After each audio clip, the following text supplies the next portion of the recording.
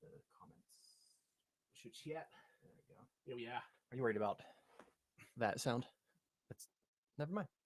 God damn it, Bluette. I'm a little worried about that Okay. sound. Yeah. She's filling up the bath. Oh, so I see. it, Okay. it won't be super long. Well, I mean, yeah, we'll let that go for a little bit and then Cool. start in earnest. I do have something I want to talk about before we get started, which we'll do once that goes away. Sure. It's not a big one. Okay. Which is fine. I guess better open the boys.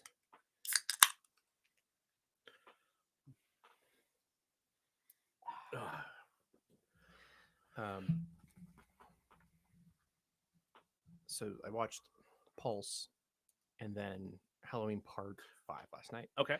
And Pulse was... Wait, Halloween Part 5 or Friday the 13th Part 5? Friday the 13th Part 5. Yeah. Yeah. I think it's a new beginning, which is many people consider the worst of the Friday the 13th. Really? Mm-hmm. Not Jason in Space? That one doesn't. No one talks about it. of like the core 9. It's the spoilers. Nobody's here yet, but like specifically because Jason's not in it. It's a fake Jason. Oh. Yeah. Huh. That's weird. Yeah, it's pretty weird. I mean, it's to me, it reminds me of what they try to do with Halloween 3, where they're like, we're going to go off in a different direction. Keep going. I'm just going to double check that I have the right channels recording. And like, it's fine. Like, I didn't hate it. I actually enjoyed it more than Part 3, specifically because of the fucking 3D bullshit they were trying out. But they have, like, within the Friday the 13th series, they have like a mini trilogy. Okay. Which are based around Corey, not Corey Haines, the other Corey Feldman. Yes. Okay. It's like you see him as a kid, and like Jason terrorizes his family, and you see him grown up, which is the one I just watched, where it's Roy Jason, and he's just like, he's back. My brain auto-filled Roy Disney. It's Roy Disney in a. Honestly, the first time they showed the actor who's playing Roy, I thought it was Lou Ferrigno. Huh. Which is like, and he didn't really talk that much. Okay. He didn't really talk in the first scene, which like narratively makes sense. You figure out later, but I'm like, is that Lou Ferrigno? Because they're giving this like cameo to Lou Ferrigno a lot of screen time. Is that still going a little bit? It's definitely still going. Yeah. Also, a heater just started going too. Nah, it must be the hot water. Yeah, probably. Yeah. Do we want to stop so we don't have this giant tail at the beginning? I mean, I'll just delete it. It's fine. Yeah, it's not a problem.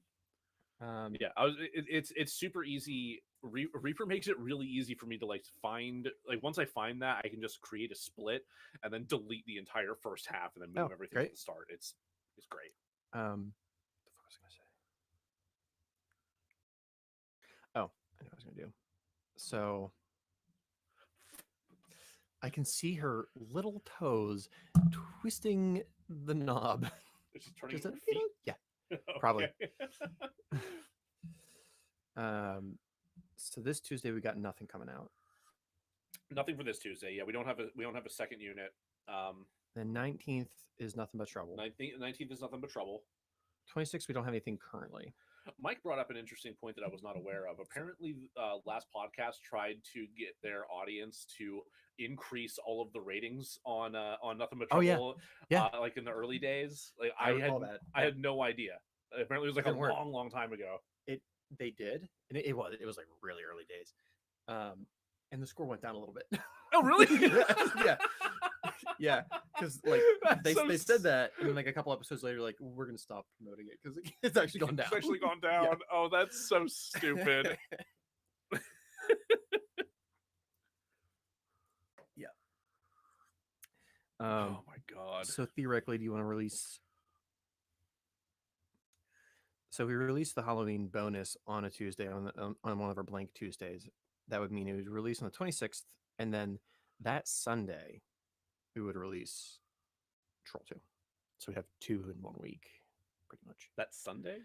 Yeah, because Halloween is the 31st, which is a Sunday actually, not a Monday. And then Tuesday would be the 2nd, November 2nd. I mean, that's still like Dia de los Muertos time. It's still like I think that's like the latest you could possibly release a spooky season related thing.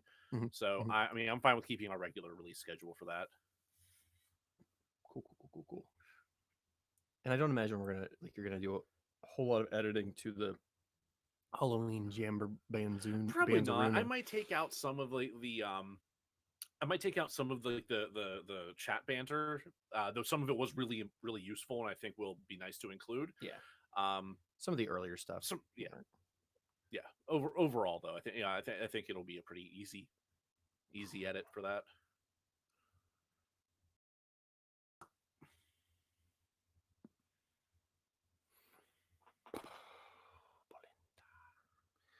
Did you say polenta? It's a Belinda. Oh. Oh no, that makes more sense. I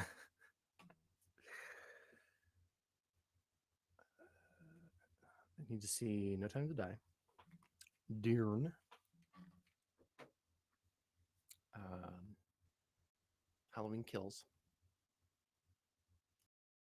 I think that's it. I can't think of any other. I still haven't seen Shang-Chi. I'm not sure if it's still in theaters though. I'm sure like some of them it is. Being a fan of the old school comics, I was kind of like meh, it's all right, but like Rob really liked it, having no knowledge of like the comic books beforehand. Yeah, see, I don't have a whole lot of knowledge. I have a very minimal knowledge of the comic books, so like I'm excited to see what happens with that one. It looks good. Yeah, no, and it's not a bad movie. It's just not. It's not Shang-Chi.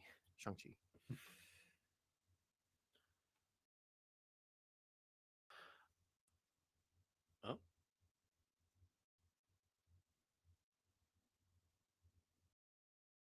Very clear.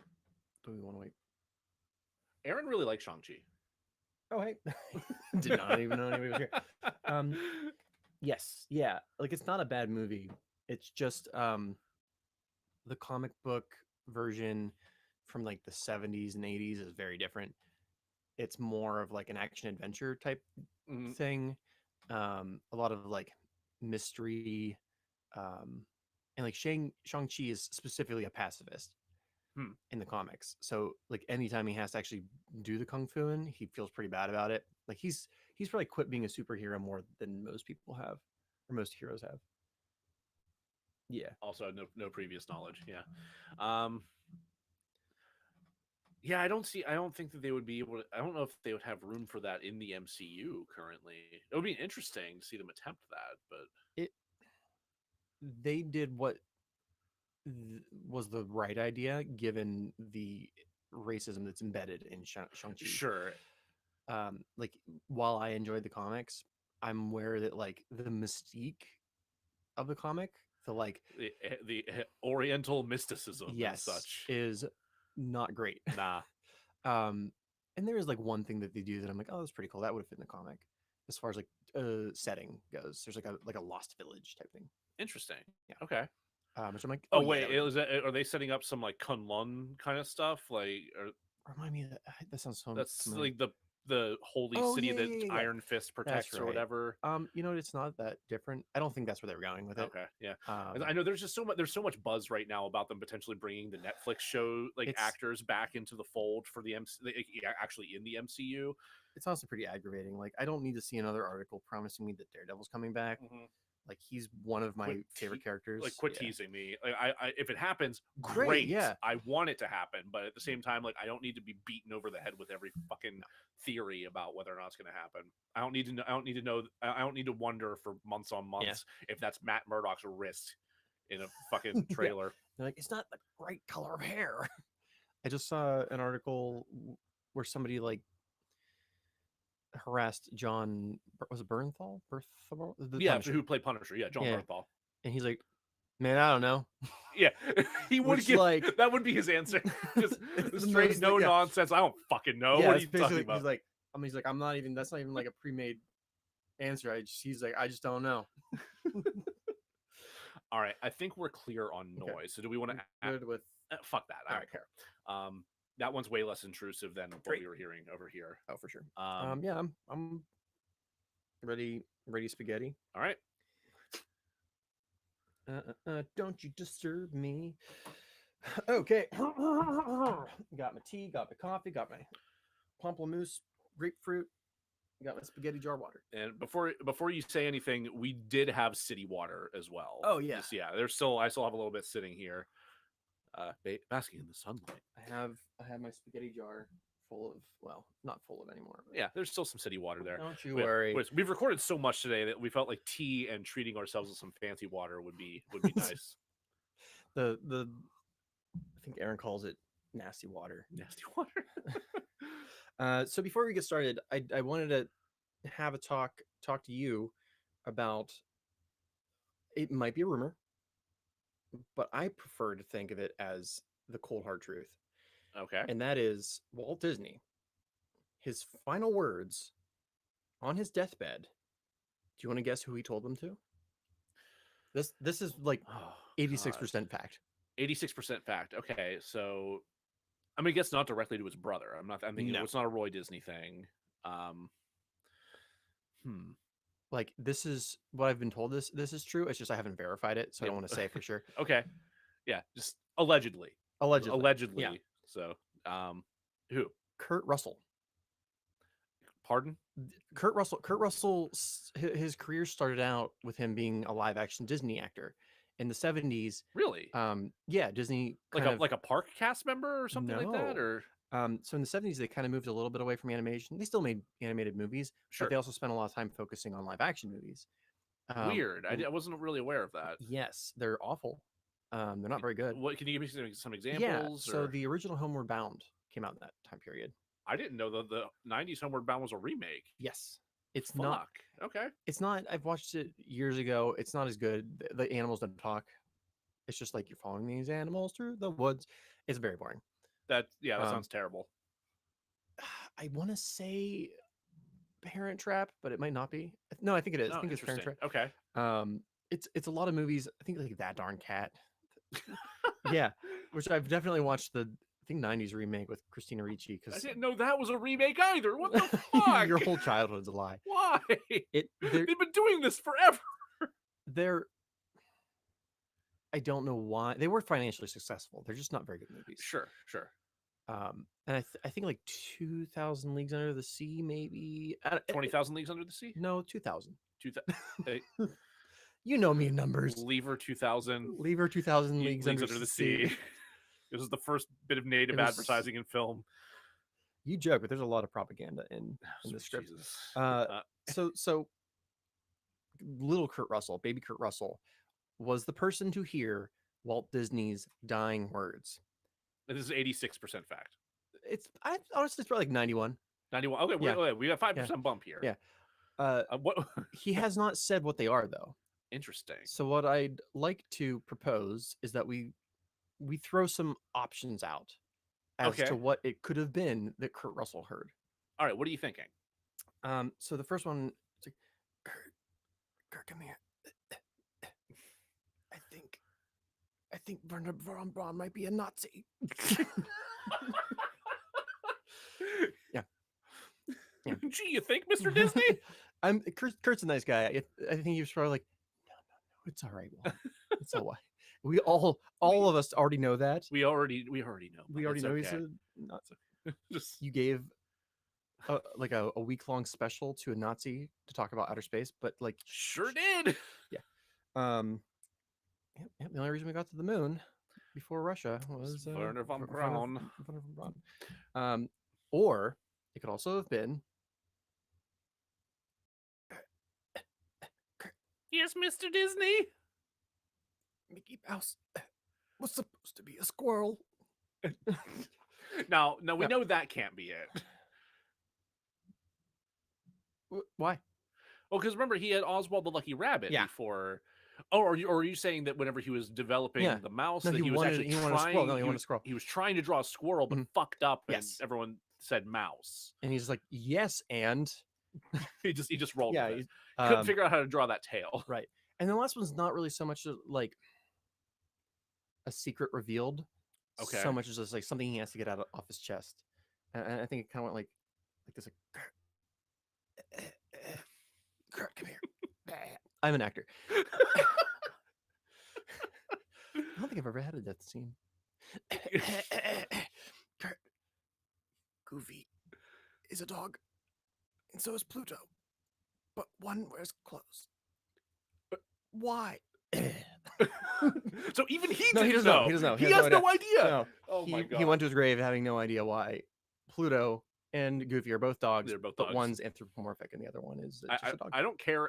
I don't care if there's ever actually been an explanation for this. It's unsettling. It is deeply fucked up that they did this.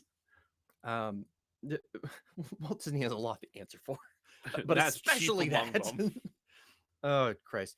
Welcome to DeRazzled, the podcast that takes award-winning worst films and fixes them. I'm host Jack Culbertson, and here to suffer alongside me, as always, is Joe Nealis.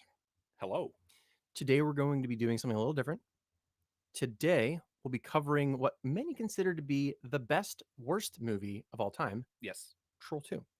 Now, this is definitely not in the normal purview of our work. I guess we can consider this like a second unit kind of deal because of that, but I don't know, somewhere in between. Because the Razzies do not go after we'll get to that. Indie films specifically. No, this one I don't know if you would call it an indie film because it is an MGM film. It has like studio backing. So it has weird studio backing, but it's also like I don't know, like they might have picked it up for distribution. That might just be it. But however, unlike other films we've covered that have won Worst Picture at the Razzies, or at least been nominated. We've done Nothing But Trouble, which was nominated. Yes. Troll 2 slipped by unnoticed. So why are we covering it? 2 reasons. We wanted to cover a spooky movie for spooky season. Yes. And like we're a bad movie podcast. Like how could we not cover this at some point? Seriously, it's too iconic for us not to talk about in some capacity. Yes. So that said, we will not be fixing Troll 2 as we have with previous movies. No, there's no doing that. No, we'll be adapting it. Aha! Imagine, if you will, that Troll 2 was not only a terrible Imagine, if you will, that Troll 2 is not only a terrible Italian-American made film from the early 90s, but a beloved children's story handed down generation to generation. Imagine, if you will, it's 1952. And this story has landed on the desk of one Mr. Walt Disney, a man with a penchant for taking fairy tales and spinning them into animated gold. Imagine, if you will, Walt Disney made Troll 2. Joe, are you imagining it? I'm trying. I'm struggling quite a bit.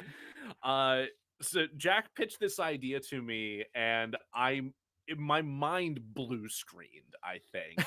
That's fair. Yeah. I'm genuinely excited and terrified to see how this is going to work. I kind of imagine it's what it's like whenever the power goes out. There's like 4 seconds after the power goes out where your eyes are telling your brain like there's nothing there. Yeah. And you're like, there's no power. But there's a communication loss. There is. You have to continuously remind yourself for a few seconds, like, oh no, the lights don't work. Yeah. Would you like to guess what its IMDb score is? God, do you think for how many times I looked at this IMDb that I would have that in my head, but I don't. I'm gonna say it's like a 1.2. It's very generous of you. 2.9 actually. Oh yeah. Wow, that's the opposite of generous of me then. Yeah. I don't know how it got that. Audiences are forgiving. And plus this movie does have the cult following. Like I'm not surprised that there are some reviews that are bumping it up. That's true. I would probably give it a solid 1.7888 repeating. Repeating. Like it's almost a 1.78, but it's not. What do you think the general score is on Rotten Tomatoes? Like a 3. Pretty close. Pretty close. Oh, really? 5. 5. Yeah. Okay. I almost said that. I need to remember to go with Yeah. my gut Yeah. on these things. The audience score kind of blew me away. So what is the Rotten Tomatoes audience score? Like a 57. Not quite that. Not quite that. 44, which is I'm so high. Not that far off. No, you're not. That Which was is within amazing. 15.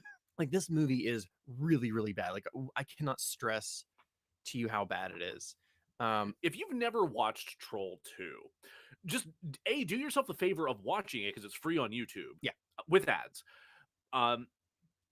It is a singularly terrible movie. Like, if you've like on par with The Room. Yeah.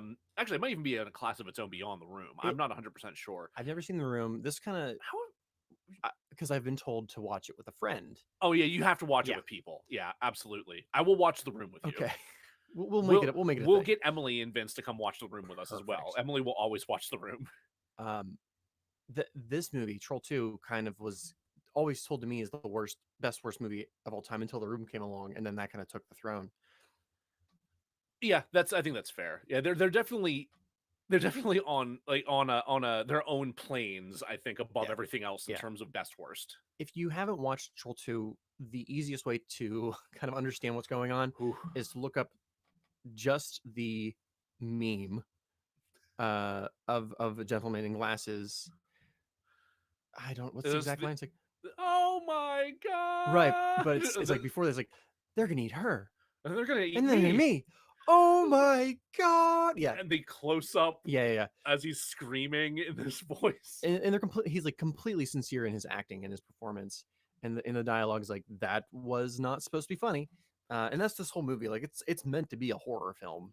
Well, maybe a horror comedy. There's some parts that, like, the director's admitted. Yeah, the director has stated there are parts that you're supposed to laugh at. Yes. And, which, if again, right along with the movie being free on YouTube, the documentary Best Worst Movie Ever is also free on YouTube. So watch the movie, then watch the documentary.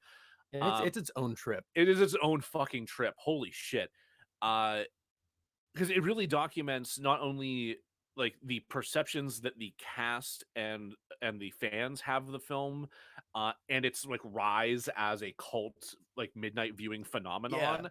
But it also really delves into just how much the director doesn't get that it's not a good movie. Because he specifically mentions a number of times, like, no, they laugh at the parts that they're supposed to laugh at, but they also laugh at the parts that they're not supposed to laugh at. Like, it doesn't make any sense. Like, these people don't know what's good. And he's gotten kicked out of at least one of the talkbacks. I'm not surprised. He gets kind of confrontational with the cast and crew about it. Like, ugh. So let me attempt to summarize this movie.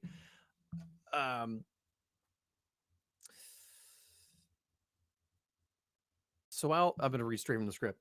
So while the summary still has my usual razzle dazzle spice, the actual plot points and plot holes are not exaggerated. Yeah, this is gonna feel like Jack making jokes about, like, the Avatar going for cigarettes and not coming back, but it's actually, I swear to God, the honest to God, like, truth of the plot of this movie. It's probably tame, honestly, compared to the film. Probably. All right. Troll 2, a movie that is not a sequel and has absolutely nothing to do with Troll 1, opens on a Peter Pan-looking motherfucker running through the woods. The omnipotent voice of Grandpa Seth narrates the scene to a yet unseen little freckled boy, Joshua, his grandson. Bargain Bin Robin Hood is being pursued by goblins. He takes a tumble only to land at in front of a gorgeous young woman, freckled, each drawn on with a makeup pencil. Notably.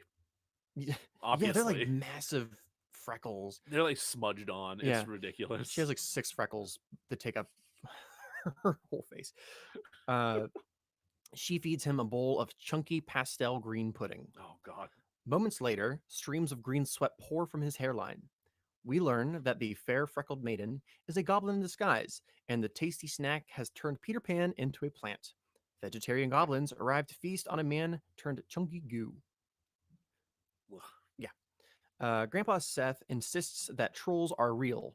Just before Joshua's mom arrives to say goodnight, we learn that Grandpa Seth has been dead for 6 months or however, and that, according to the rest of the family, Josh needs to get the fuck over it already. Next, we meet Holly, Joshua's sister, getting swole as fuck. Yeah, she's like just lifting weights. There's like a lifting weight mini montage. Her boyfriend, Elliot, arrives along with 3 other nerdy buds. Elliot sneaks into Holly's room. Holly accuses him of being a homosexual because he spends all of his time with Brent, Arnold, and Drew. She warns that if her father catches Elliot in her room, that he will eat the young man's testicles.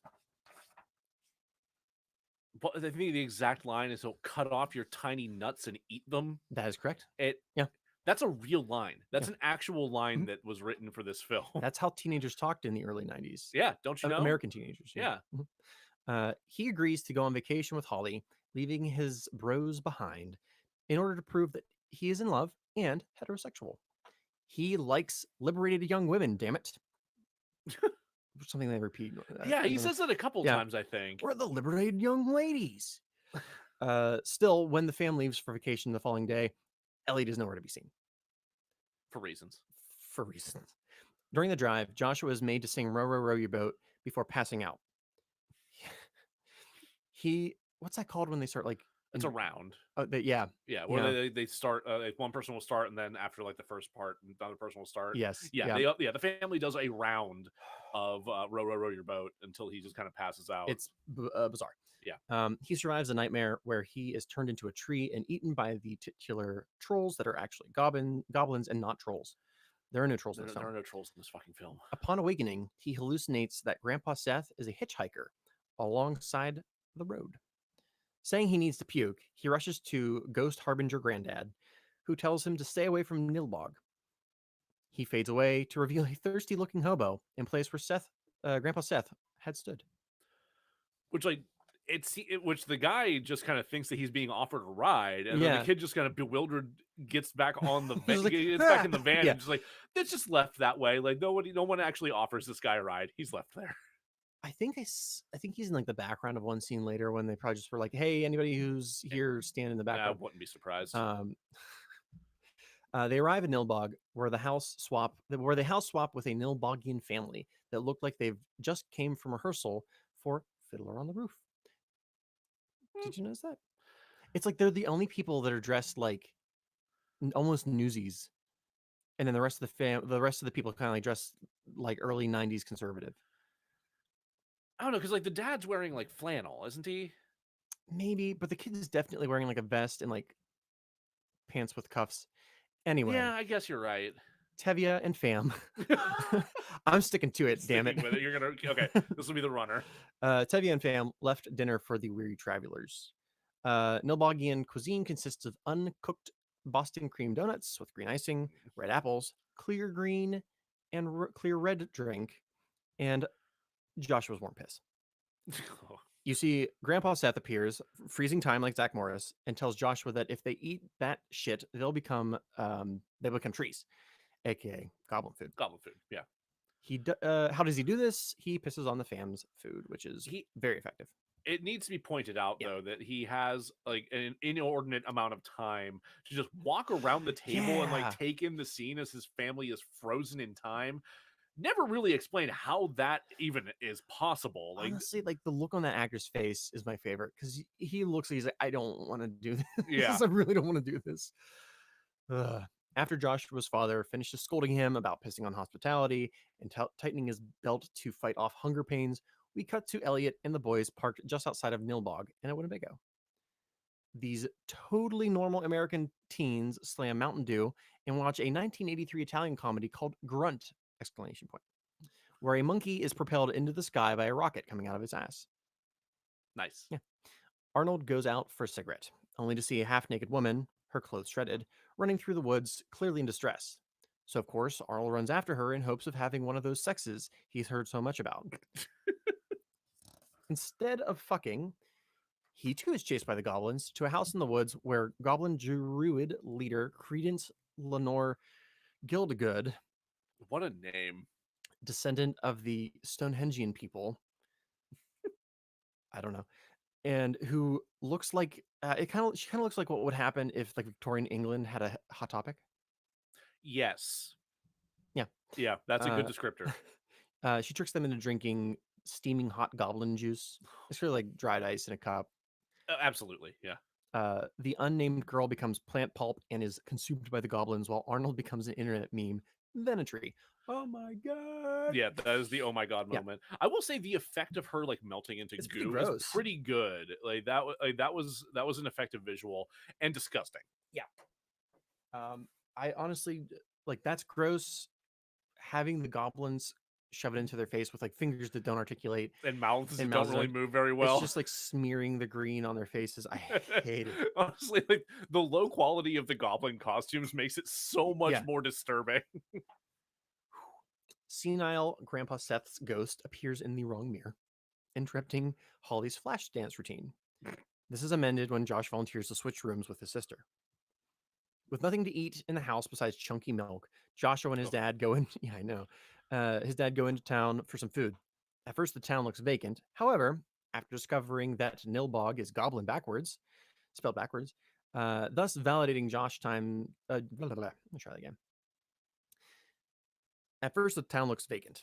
However, after discovering that Nilbog is goblin spelled backwards, thus validating Joshua's lunchtime water sports, he discovers a vegetarian black mass in a rundown barn. Josh spies on these evangelical vegetarians hate yucking hot dogs and bacon. Literally, he's like, I'm bacon! Yeah. Only to be caught by like a really fucking tall priest. Yeah, the guy literally just reaches his hand through the ceiling where Josh is like spying on them. Like grabs him by the shirt collar and drags him out. I remember that whole sequence though. He's like sitting there watching them, and you see his skateboard that he brought with him is like very clearly sitting on the very edge of a slope, and like that's going to fall. Yeah, you can see that. Also, we can see you've that. only had a skateboard for this one scene and one scene only. Yeah. So the congregation tries to force feed Josh ice cream, but his father sees that and he's like, no ice cream for my son. The thing that's lacking out of this summary is that like the father is played to perfection. He's just like the most over the top douchey. It's really hard to describe. He like the dad, like the character of the dad is like this kind of hard ass, like by the book, like rule, like kind of overbearing father in a number of ways. And the mother's kind of reminds me of like Shelley Duvall a little bit, especially in like The Shining. Shelley Duvall, but like we also don't get a whole lot of her to like give her any kind of depth. But like the father gets all these like angry threats, but it's goofy as shit. So we're like, you can't piss on hospitality. I won't allow it. He goes for it. That's the thing, is that George Hardy is so earnest in his performance and is apparently just like such a great guy in and of himself that it's just like you can't help but like enjoy him. Yeah. Even though his character is an asshole. Even though in the documentary you see him go to like a horror convention and he is God, absolutely disgusted. Yeah, the level of like judgment coming off of him is like painful.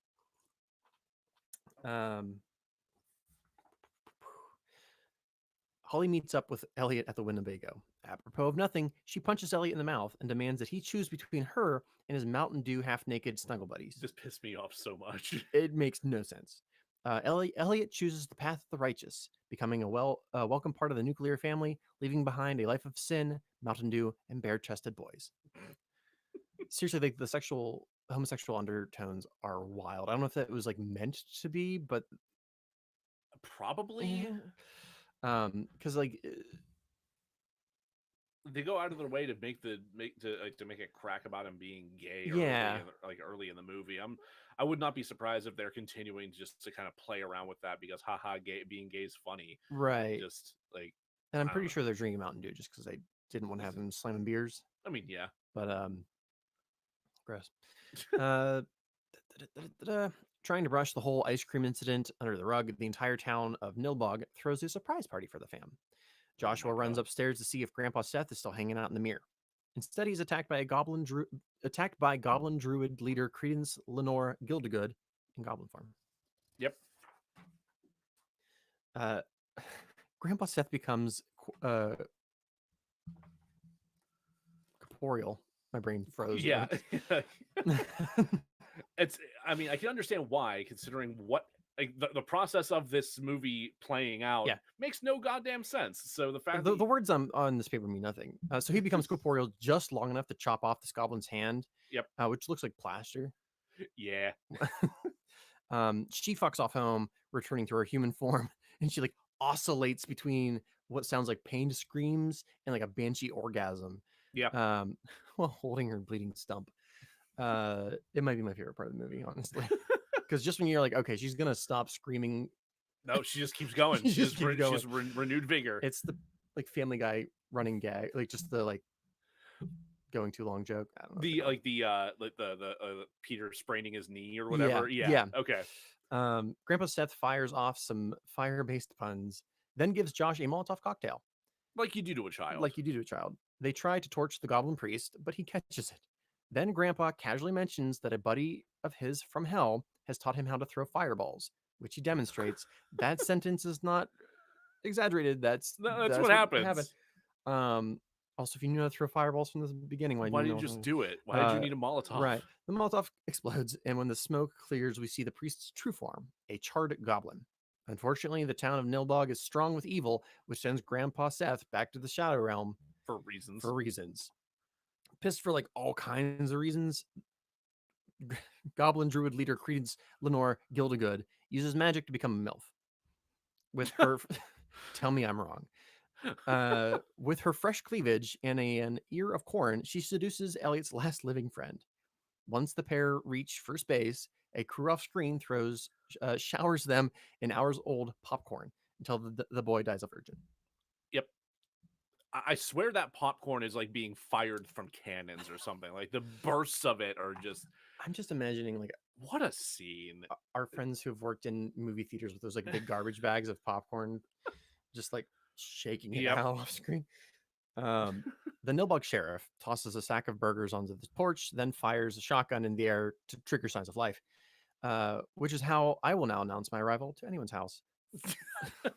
Fuck doorbells, giving you the McDonald's dollar menu and a boomstick. Thanks for inviting me. Yeah. It was a big sack too. Yeah, a lot of sandwiches in there. This was like $20 $1 cheeseburgers. Fam holds a seance to reach Grandpa a long distance. Instead, they get the old switcheroo, Josh for Goblin. Fam gets chased around by goblins while Josh and Grandpa lay hands upon the magic Stonehenge portal stones or some shit. Yeah. I got nothing.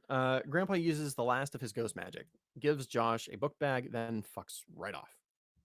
Surrounded, Josh escapes the goblins by opening the book bag, revealing a bologna sandwich.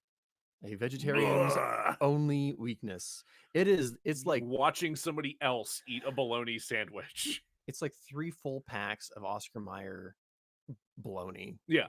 It's a lot of bologna. It's an uncomfortable, gross amount of bologna. But he has a child mouth. He can't even...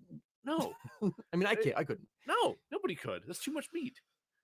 He takes a bite, terrifying the goblins.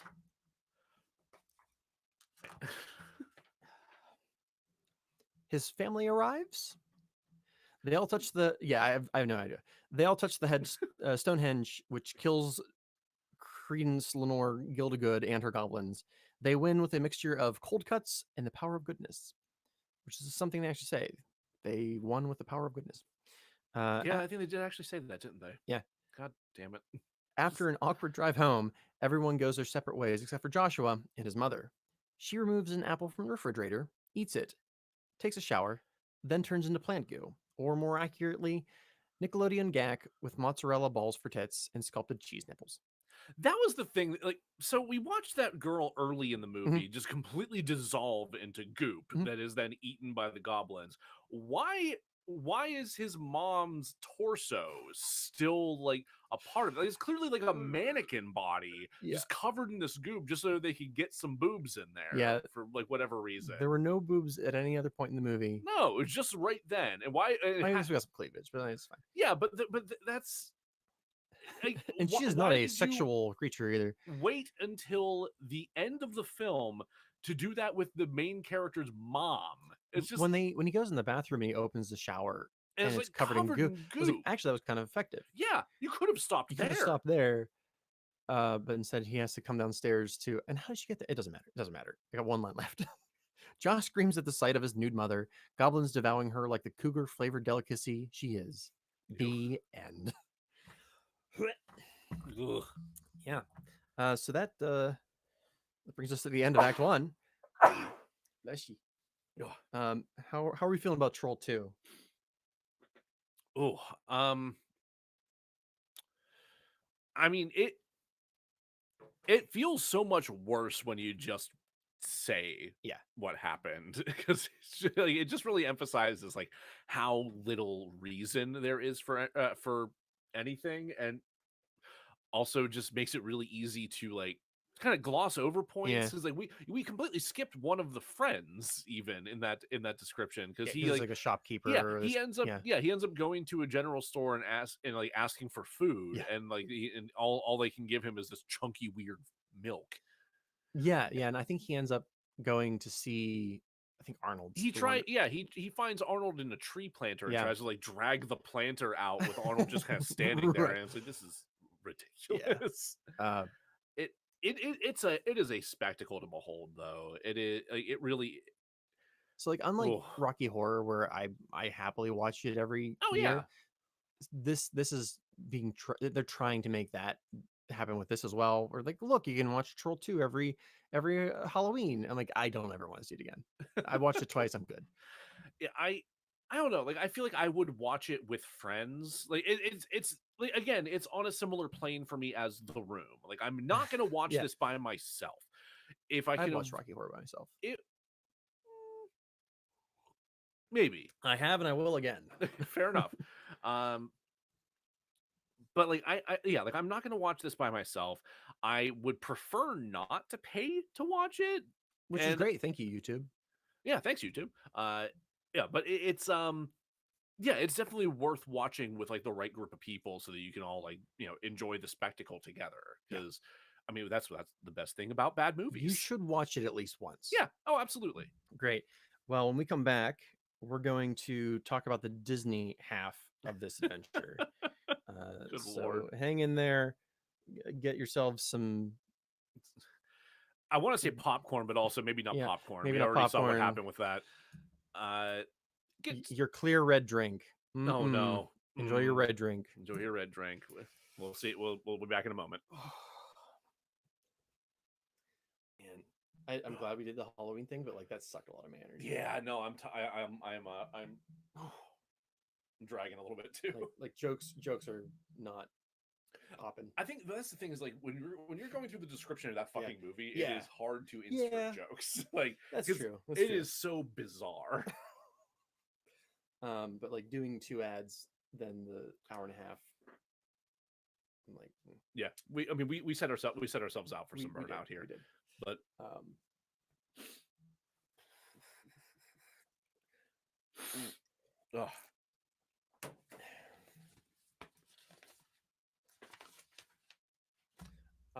so that's 43 minutes, right? But that does that also include the like waiting for Belinda's shower? That includes the waiting for Belinda's shower to stop filling. Yeah, like the actual recording is not going to be nearly that long. Because I was like, that didn't seem like it was super long. No. All right. I'm actually good to go straight into Act 2. All right. Ooh. Excuse me, that snuck up on me. And welcome back. So we talked about what Goblin. I wish. It would make more fucking sense. Goblin 2, even Goblin 2 would have been better than Troll 2. Even if there's not a Goblin 1, it's fine. Like that said, like, and I'm kind of surprised somebody said this during the documentary, but there's a Italian horror film called Zombie 2. Oh, really? Yeah, which and I could be completely wrong, so let me know, horror fans. You've just 2 old men. Oh no, thanks, Aaron.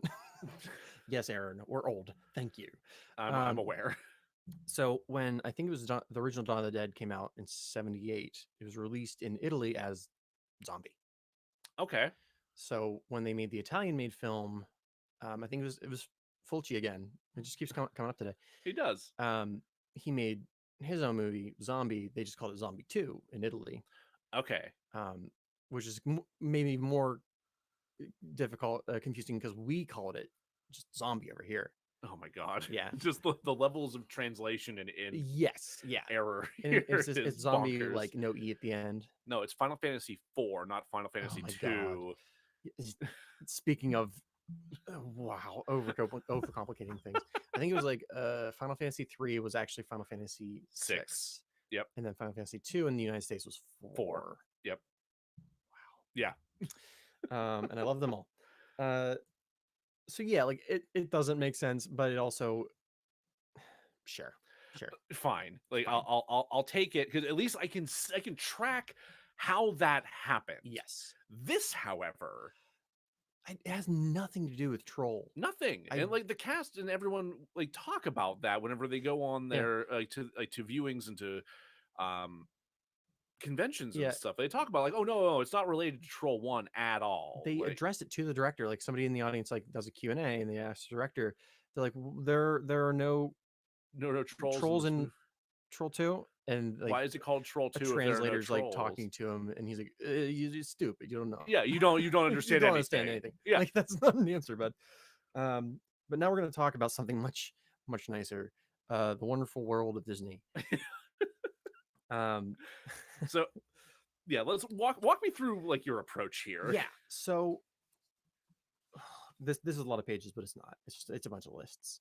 I can see it. Yeah, this is mostly lists. It sounds like it's going to be a lot in terms of like actual paper and script. It's not. So I broke up and they're like Disney historians, so I'm going to bastardize it in comparison to like what they would have done. But like sure, making it like simplifying it for our audience and us.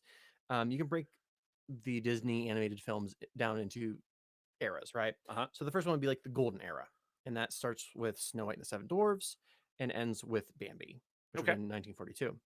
And that is Walt Disney basically reinventing how animation's made. Like, I cannot stress to you how gorgeous those movies are, especially compared to, I mean, there were no other animated movies. I mean, Snow White was the first animated feature, like literally. As far as I'm aware, there might have been some like foreign ones I'm not aware of, but like fair. That's as far as I know, first animated feature. Everything else before that were like little short cartoons that would play in front of a feature film, a live action film, before you would see the film. Pixar shorts before there were Pixar shorts. Right. So he almost bankrupt Disney to make this movie. And like he had like pride out of his hands because he was still like tinkering with it. Yeah. Up till it being released. He was very hands-on with it. Yeah. Yes. Yeah. These earlier ones, he really was. That's like Pinocchio, Fantasia, Dumbo, and then Bambi. Fantasia in particular was like his baby. Yes. Yeah. And it bombed. Yeah. Which was wild. Also terrified me as a child. Yes. Yeah. Oh yeah. The was it Right the Spring or whatever? The dinosaurs dying. Yeah. The dinosaurs dying and like the giant like Chernobog. Chernobog. Yeah. Oh, hell yeah. The demon segment with Chernobog. I think it's a Russian monster. Something like that. Yeah. I wouldn't be surprised. Anyway. Yeah, we're getting beside ourselves here a little bit. So like amazing stuff. They invented new machines. You can in Snow White specifically, you have the first plate, you can see like the trees, and then there's like a second plate where you can see like the water, and then there's like a third plate that has like the action. You have like the house and stuff. Except for like honestly, like all the jokey shit, they don't have it. All the other stuff, they have like those multiple there's depth to it. Like when the seven dwarves are like, we gotta wash our hands. Yep. I'm like, this feels like a cartoon that would go in front of a movie. Sure. Whereas the stuff with like her evil stepmother, her and the huntsman, like that stuff is really gorgeous. Yeah. Anyway, second era. It's the wartime era. So that's between 1942 and 1949, and that would have been World War II. Which again almost destroyed the Disney company. Yep. They were rationing film and a bunch of other things that they needed to make movies. there were animators that were drafted. Sure. So the way that Disney was saved was through propaganda. Yep. The American government asked Disney if he would make movies that promoted South America being our friend. Because I didn't know that's where it started. Okay. Yes. The United States government was concerned that South America might become communist. So like, okay, we're gonna make, because like nobody in the United States really had any idea about anything about South America. Yep. So they made two kinds of films during this period. They made movies that promoted South America, and they made I guess like anthology pieces. It's just like, here's a musical number from this and this and this and this. We're gonna combine it together and make a feature. Yeah. So you get, oh God, the one I watched all the time as a kid. It's called The Three Caballeros. Yeah. Which was like, it was cool. It was also a bunch of shorts, but it had like Donald Duck, and there's like a rooster and a parrot. Yes. I think he was like Cuban. It was great. I think I just watched that recently, or no, actually, I think Becca and her friends were watching that, and then I got back from work at the tail end of it. But do you know how to say this? Because I don't want to screw it up. You see, Saludos Amigos. Yeah, that was the first one they did. I haven't seen that one.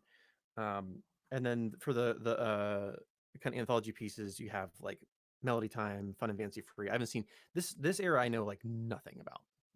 I've seen like The Adventures of Ichabod and Mr. Toad. Oh yeah. It's fine. Yeah. I guess they were both supposed to be features at one point, and then they're like, we don't have the money or resources, so like shrink them and we're gonna slap them together. Like you do. Yeah, see, when I think about like Disney's propaganda era, like my mind immediately jumps to that Donald Duck short that like, what makes a Nazi? Yeah. And I'm like, the reason Disney survived is because it was getting paid by the government. Oh yeah. So I'm sure that's there as well. But as far as like the full length features, and it's weird because like Walt Disney, he was a man of his time, which is to say he was racist. Yep. But him going to South America and experiencing other cultures firsthand, he was not racist towards South America. Huh. It's weird, almost like exposure to other cultures kind of like is enlightening. And it's funny how that works, huh? Yeah. What was that thing Mark Twain said? Milk, lemonade. Yes. Yeah. Yes. Mark Twain, noted pee pee poo poo joke man. Honestly. So after that, you get the Silver Era. Things are back to normal. Things are going really well in the United States. It became more musical focused.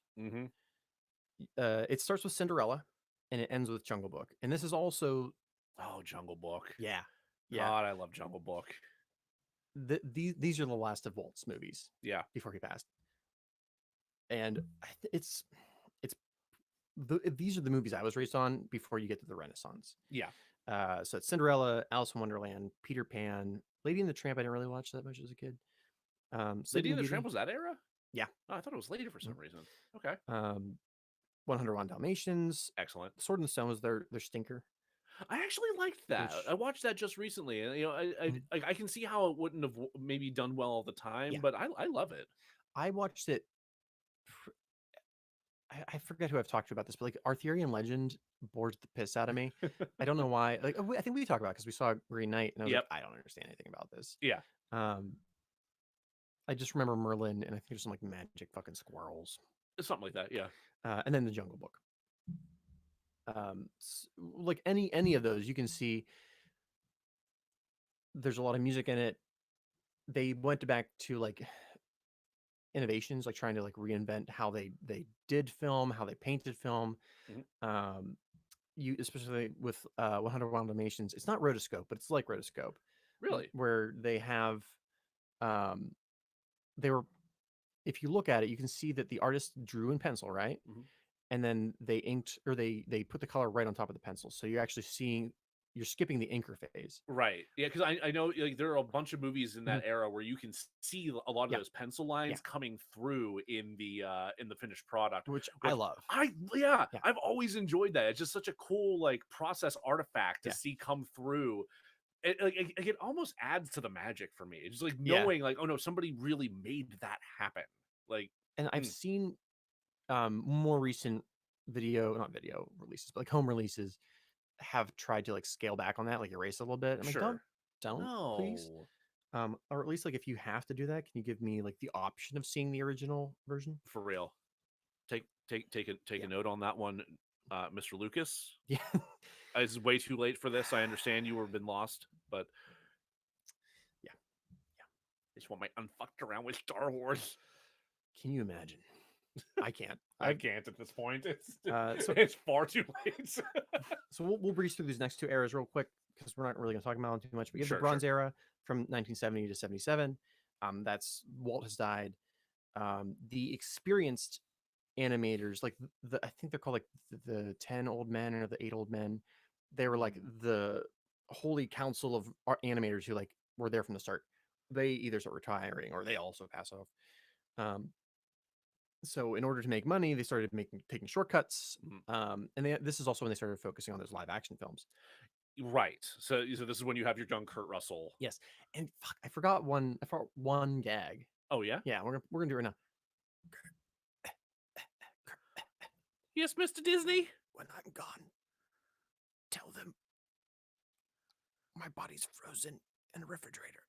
That shit's gonna be fucking hilarious.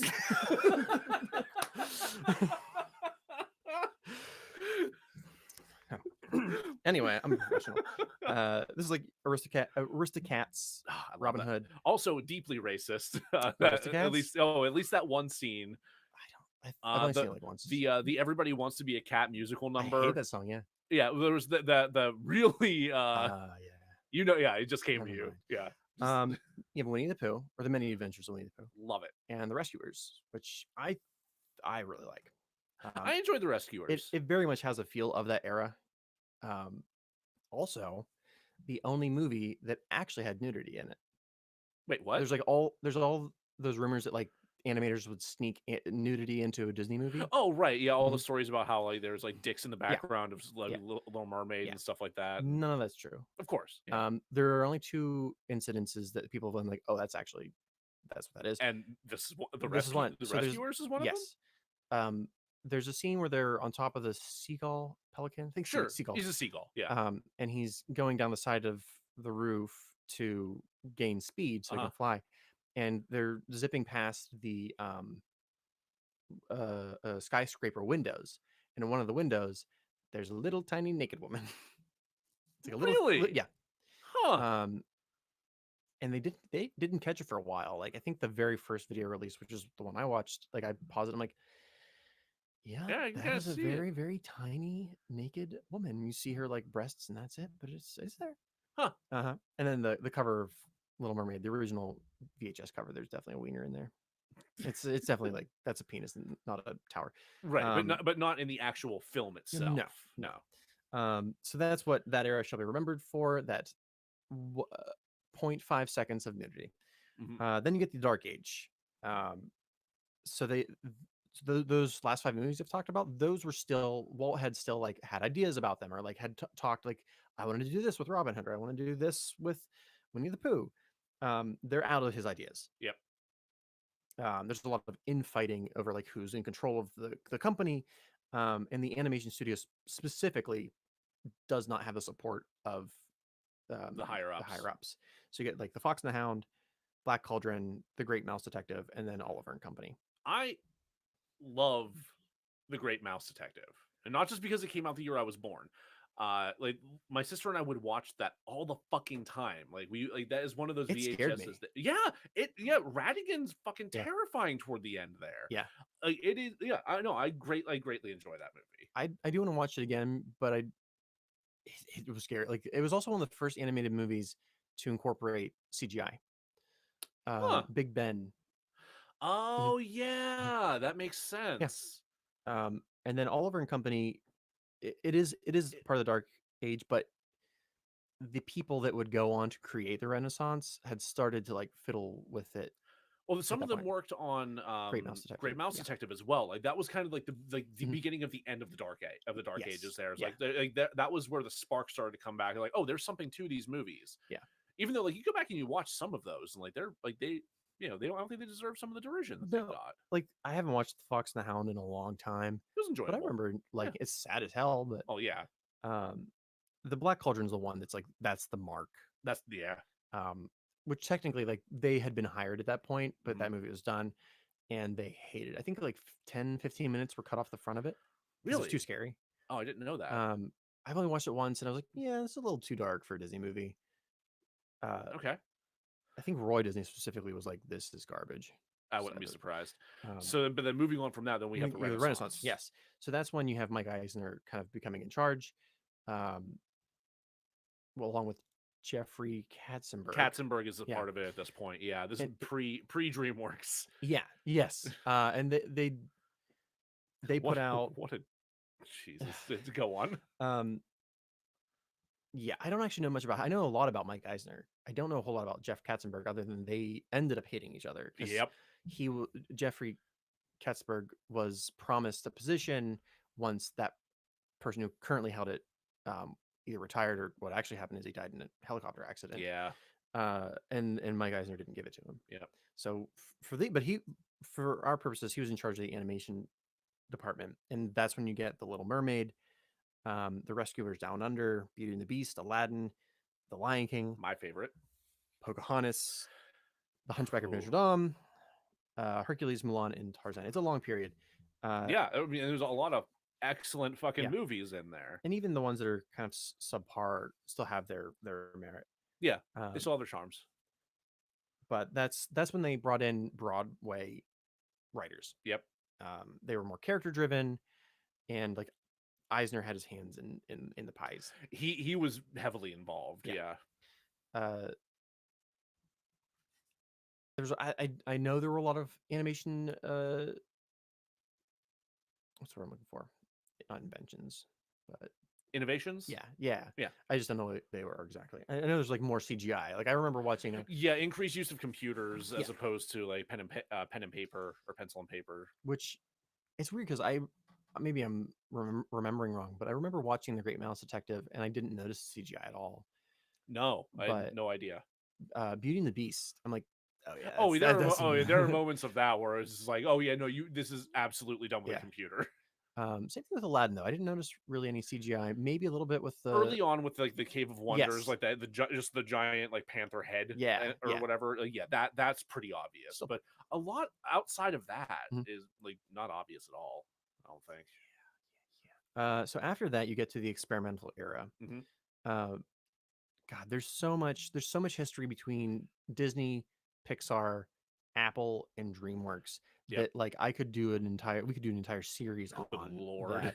That. There's a great book I've been reading called, I think it's just called Disney War, and it covers good title. Yeah, it covers like Mike Eisner's first day in office until like all the shit that happened. Because the reason Pixar even exists is because who's the guy? Steve Jobs. Yeah. Gave them money to go. He's like, I believe in what you're doing. Here's a bunch of monies. I want to see what you do with it. And that's how Pixar was created. And Disney had a deal with Pixar to make X number of movies, and then they didn't like re-up or whatever. Or Pixar was just like, nah, you guys, like they wanted Pixar to do a bunch of sequels like Toy Story and Cars, and none of that ever happened because they didn't get bought by Pixar at any point, or they didn't get bought by Disney. I'm lying. I was gonna say like, what? Huh? No, there was my brain. No, there's a period where like Pixar and Disney split. And Pixar was doing something. Yeah, and then they were eventually. It wasn't that long ago, because then you got like a fuck ton of Cars and Toy Stories and fucking Cars. They actually, because I think it was, I don't know. I think it might have been after Eisner left that they brought on Bob Iger. Well, yes, but Lasseter. Oh, that's when John Lasseter got brought into Pixar. They brought him into Disney animation. Okay. Until I think he was the most recent dude. Honestly, I think he was part of the revival period until it came out that he was being a naughty boy. There's a lot of fruit flies around here. So anyway, you get the experimental period. That's where you got like Fantasia 2000, Dinosaur, The Emperor's New Groove, which is actually pretty cool. I do. I love The Emperor's New Groove. That movie rules. And I'll stand by Atlantis: The Lost Empire too. I also cool. yes. That movie's incredible. And Lilo and Stitch also good, but then you have like Treasure Planet, Brother Bear, Home on the Range. Treasure Planet, I will also stand by. I've never seen that one. Yeah, no, I've watched it a couple of times in the past year or so, and it is definitely worth it. This era is categorized by them focusing more on tech than story. That's, I think, a fair characterization. And then we're not dealing with that era, but we're not going to deal with this next one at all either. And that we're currently in the revival era. So that's like we're now comfortable with CGI. We're not just like focusing on that solely. We can do that, but they also brought in like former musical elements, and you get like the Princess and the Frog, Tangled, Winnie the Pooh, Wreck-It Ralph, Frozen, Big Hero 6, Moana, Zootopia, Ralph Breaks the Internet, which I've not seen. It's not good. I love Wreck-It Ralph. Yeah. Wreck-It Ralph is absolutely fantastic. That sequel's bad. It's just not good. So those are the eras. I'm going to now read to carry us out of Act 2. I'm going to kind of read us how this all ties together. Okay. We're going to focus mainly on the ages where Walt was alive, with a bit of the Renaissance, because that's when you and I were growing up. And that's also about on par with where this movie came out. Yes. Yeah. That is because the tropes of the Disney princesses differ greatly between the Golden/Silver Age and the Renaissance Age. Absolutely. I wanted to watch one from each of the eras. So I watched Snow White again, and I watched Cinderella again. I didn't get a chance to watch Little Mermaid, but that one's like, I remember that one pretty well. Sure.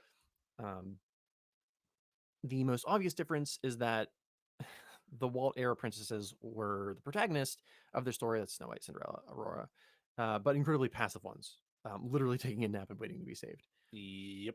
The princesses of the Renaissance age were active protagonists, kicking ass, sometimes winning the day. Snow White and Cinderella are victims of their surroundings. Ariel chooses to fuck around with Ursula. Accurate. Yeah. Mulan joins the army. Jasmine didn't choose her situation, but she's not about that shit either. Like, no. She's definitely like, nope, this isn't happening because I refuse. She fights back. Yeah. Other tropes include being trapped somewhere miserable, being one with nature. People are jealous of your beauty. This one specifically we're going to talk about a lot. The streamlined story, which is like keeping that shit simple. Yes. That's a must. Yeah, you have like rags to riches stories, and then you have like princesses are dainty, fragile things. So we're going to take these like principles, these tropes of the Disney era, and make Disney's Troll 2. And we will treat you to that bit of noise in just a moment here. How you feeling? I'm feeling okay.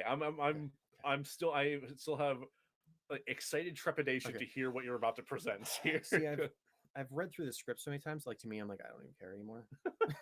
Like,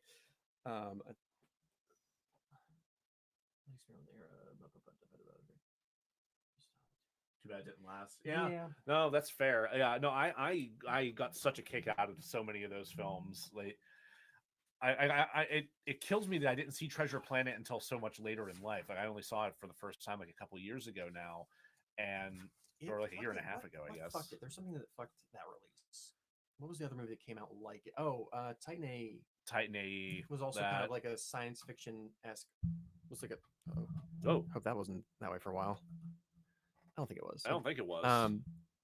But they were like sci-fi movies that relied heavily on CGI. But like I honestly, like, I haven't seen a lot of them. I haven't seen Dinosaur. I haven't seen Fantasia 2000. I saw Brother Bear and hated myself. Yeah, I don't remember being a fan of Brother Bear. Chicken Little, I've heard, is pretty good. I still haven't seen Chicken Little, but like Emperor's New Groove and Atlantis were fucking cool. Yeah. Especially I Atlantis. Love those movies. I can watch Emperor's New Groove like again and again and again and again. Yeah, I just rewatched it recently. Just like Eartha Kitt's Yzma. Eartha Kitt's Yzma is fantastic. So Patrick Warburton as Kronk is just perfect. Absolutely astounding job there. I like John Goodman, and like anything he ever does. John Goodman's just always good. There's not a bad John Goodman that I can think of. But I've read a little bit about how the story went from, I think it was like the Emperor of the Sun, Yeah. and basically became the Emperor's New Clothes, and then just kind of like squished them together to make Emperor's New Groove, which is they did a lot. They did a lot, and I love it. I wish I could see. I don't know. I want to look up the animation style they used for Atlantis, because it feels very. It felt kind of like 101 Dalmatians. I can see some similarities Like there. As the it's a little bit more, movements. yeah, the movements. Yes, I think the character style is a little bit more exaggerated. Yes, yeah, for sure. Yeah, I did a lot of research, not even because I needed to, but just because like it was interesting to learn about how animation changed from Snow White, it's like 30s, Yeah, to now. Um, and like there's a point where they were drawing off of real people. yeah. They were like having the real people do it, and then like animating it off of that. And then they stopped doing that after Walt died, and then they brought it back around the Renaissance. Like they brought it back for Rango. God, what a movie! Like I remember watching, like on the Disney VHS, they had like the first 20 minutes was like, watch this featurette on us Yeah, doing animation shit, and them doing that for Lion King, where they're like sitting in a zoo and drawing actually meerkats just and drawing lions, yeah, like a figure drawing class. yeah. Yeah, I remember that. It was really cool. I think like I remember Little Mermaid, but that was 88, so I was 1.5. Sure. So like what it would have been, Aladdin would have hit me pretty early, and then Lion King. Yeah. And then we got The Hunchback of Notre Dame. What a movie. People sure were thirsty for that Romany girl. Yeah. The one YouTube that I was watching about it was like, here, listen to the tonal shifts where they have like, is it Frollo? Yeah, Like, God. Frollo singing about like hellfire, and then you have Jason Alexander being like, and cut the cheese. Fucking Jason Alexander. The tone whiplash in that movie. Yeah. I'm gonna pee, and I'm good on food. Yeah, I think I'm good on food for right now. You need to grab anything while I'm up there? If you can grab another LaCroix, I would appreciate that. I think I'm going to. All right, I'll be back. Cool.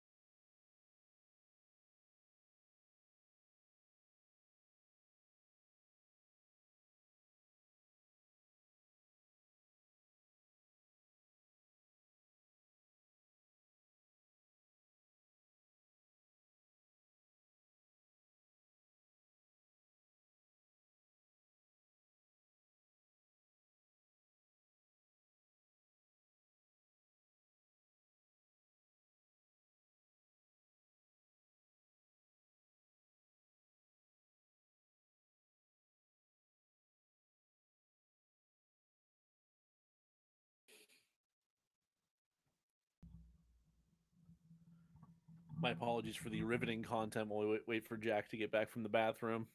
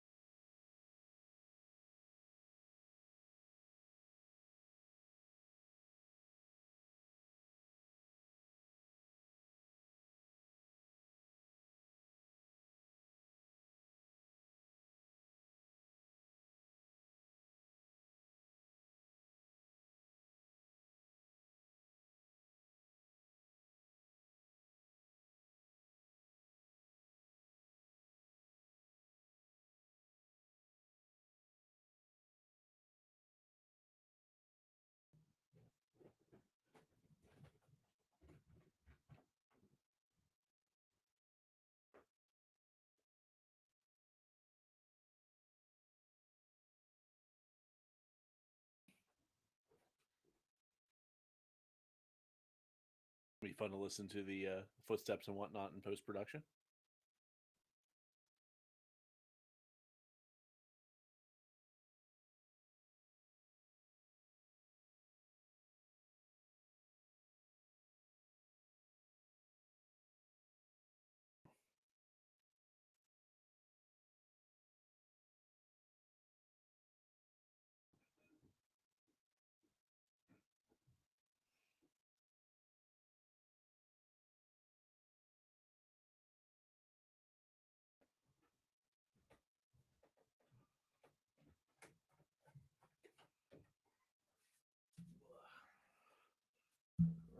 Welcome.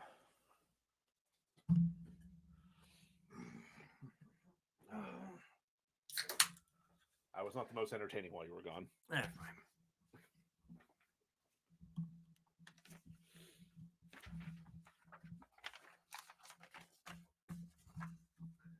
Honestly, this might be shorter than our usual one, just because, like, I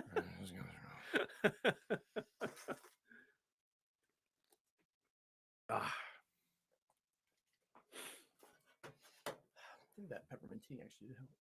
Yeah, I think that was definitely a good call.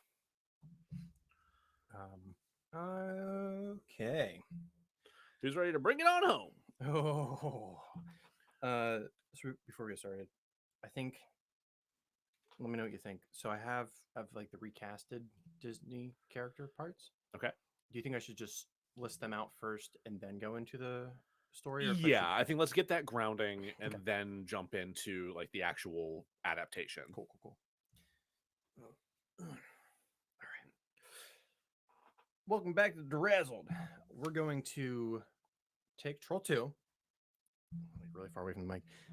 We're going to take Troll 2 and do what Walt always intended to do. Ever since he laid that secret on little baby Kurt Russell. The actual last words was, make Troll 2. Oh boy. So we're gonna take Troll 2 and Disneyfy it. And not Trolls 2, which is what I've been proud of you. You have not said Trolls 2 once this entire time. We had that very confusing text conversation where I was like, oh, let's do Trolls 2. And you're like, what? Why? Yeah, no, you said Trolls 2 at first, and I was like, "What are you talking about?" No, the one with Justin Timberlake and Anna Kendrick and the McElroy brothers. Like, so what? Confused. Is that supposed to be based on those like little? Yeah, it's the little like troll. Yeah, it's the little troll dolls with the gem belly I buttons. hated those. Yeah, no, in these they are pop musicians. Well, song time and happiness. People are gonna have like years from now, when archaeologists are like digging through our shit to try to figure out our cultures, and they find these fucking collections of like TY Beanie Babies and goddamn trolls, they're gonna be like, so what did they worship? Yes, actually. Yeah, actually, kind of. God. Insert meme of couple splitting up their TY Beanie Baby collection at their divorce proceedings here. Can you imagine being the lawyer that day? Oh my God. Oh God. Scott, our other part of our Ramming Speed company, when he first moved out to Portland, he would do, what are those, like the pre-trial stuff? It was just like not like litigation, but like just like all the lawyers in the room kind of like talking back and forth, very boring. But he had to record them, right? Like that was his job. Oh, okay. I didn't know that. It's the word sounds like dissertation, but it's not that. Discovery? Nah. It's a deposition. Deposition. That's what it is. Yeah, he would like record the depositions, and he's like, they were depository. The depository. They were the most boring things in the entire world, except for like every once in a while he'd be like, so this happened. But can you imagine being like the guy at the deposition recording this, being like, wait, what? Wait, what? You're gonna can I chime in for a second? You're what? That is video I take home with me. We're keeping. This is for the personal collection. All right. So now that we have an understanding of Troll 2 and Disney, let's create Disney's Troll 2. So the way I didn't know how to approach this for a long time. I was like, like, how do I take the Disney formula and like cram it up, like make the turducken that is Troll 2, Disney Troll 2. And then I remembered something I had as a kid, which was a VHS copy of Disney's Christmas Carol. Okay. Which took the I'm forgetting his name. What's Dickens? Charles Dickens. Charles Dickens. Yeah. Christmas Carol, Scrooge, and Bob Cratchit, but recast them with Disney characters. Yeah. So you had like Scrooge McDuck was obviously Ebenezer Scrooge. Right. Goofy was fucking Jacob Marley. He was. Yeah. That's right. And Mickey was Bob Cratchit. Mickey was Cratchit. Yeah, I remember that. And was it Bluto, one of the ghosts or something? I think that's Pete, right? Pete. That's what I'm thinking. It's basically Bluto as a dog. He was the ghost of Christmas Yet to Come. Yeah. No, wait, was it Christmas Past? Was it Christmas Past? I think you might be right. Yeah. I haven't watched it since I was because Christmas Yet to Come was still death. It was just still pretty death, sure. Yeah. Jeez. So I took that and I was like, okay, so we're gonna almost like Muppet Christmas Carol this, but with Disney. So here's the cast. Here's the recreated cast. So we're gonna start with Josh, our lead. Originally I was like, maybe I'll just make him like he'll be like one of the only live action characters, kind of like you do with Muppets. Sure. But instead I was like, but what about Pinocchio? What about Pinocchio? Oh, I also gave myself the stipulation that since Walt is making this, I can't use anybody after he passed. So like they're only Disney characters. Okay, so this is something that like so you would pitch the idea of this being like a folkloric thing that's just been passed down through the ages. So like this Cinderella. is like a dream project of Walt's that he had in the works and had very clear guidelines for how he wanted it done. So even though this is coming out in 90, they're adhering to those standards for Walt. Yes. Okay. So Pinocchio, Josh. Okay. Now there's a couple of original characters. Okay. Because we had to make the Disney formula, and in the Disney formula, there are much more. There are animal pets, like animal sidekicks. Yeah, of course. So for Josh, I created Fugly the Friendly Goblin. Specifically, so we didn't mention this in the outline, but there's only like 2, maybe 3 kinds of masks that all the goblins wear. There's like the actual like I know exactly what fucking goblin you're talking about. How could you not? Because there's like the actual like scary looking goblin, and there's the one with the giant eyes that just looked like it saw like I don't know, something incredible behind the dumpster. Like it could do that. So I didn't know people could bend that way. Really ugly. So that is Fugly the Friendly Goblin. Who is and that's named by Michael Eisner out of his ire for having to continue with this fucking project. Specifically embodied by the White Rabbit. Interesting. Yeah. Okay. I wanted that manic energy, kind of nervous energy. There's a bunch of other characters in like the Renaissance era that would have been better. Like Pain and Panic kind of have that Pain and Panic could fit. I mean, especially you get a Bobcat Goldthwait in there voicing this character. But like White Rabbit's kind of like the proto version of that. Oh yeah. For Michael, Joshua's father, you have Donald. And for Diana, Josh's mom, you have Goofy in drag. I don't know if I mentioned this, but like Goofy is Gorsh. Grandpa Sep's been dead for 6 months. Just so of like the original characters, Disney characters, like Goofy's by far my favorite. He's great. They used to do these like almost like how-to videos with Goofy, where it's like now, and they had like a 1960s kind of like deep voiced man, like, and now we're gonna enjoy skiing. Yep. And Goofy would just like fuck it up. Of course he loved it. And then but he like the thing with Goofy is he knows when he fucks up and he just like smiles really big like well, there I go again. God, I love him. So he's gonna be playing the part of the mom. For the sister, I had a really hard time for the sister because these are like the golden and silver age, so like there aren't that many female characters to begin with. Sure. So I went with and this is how I know The Parent Trap was a Disney movie. I went from went for both twins. They're just switching out between scenes. Both played by Haley Mills. Haley Mills. Okay.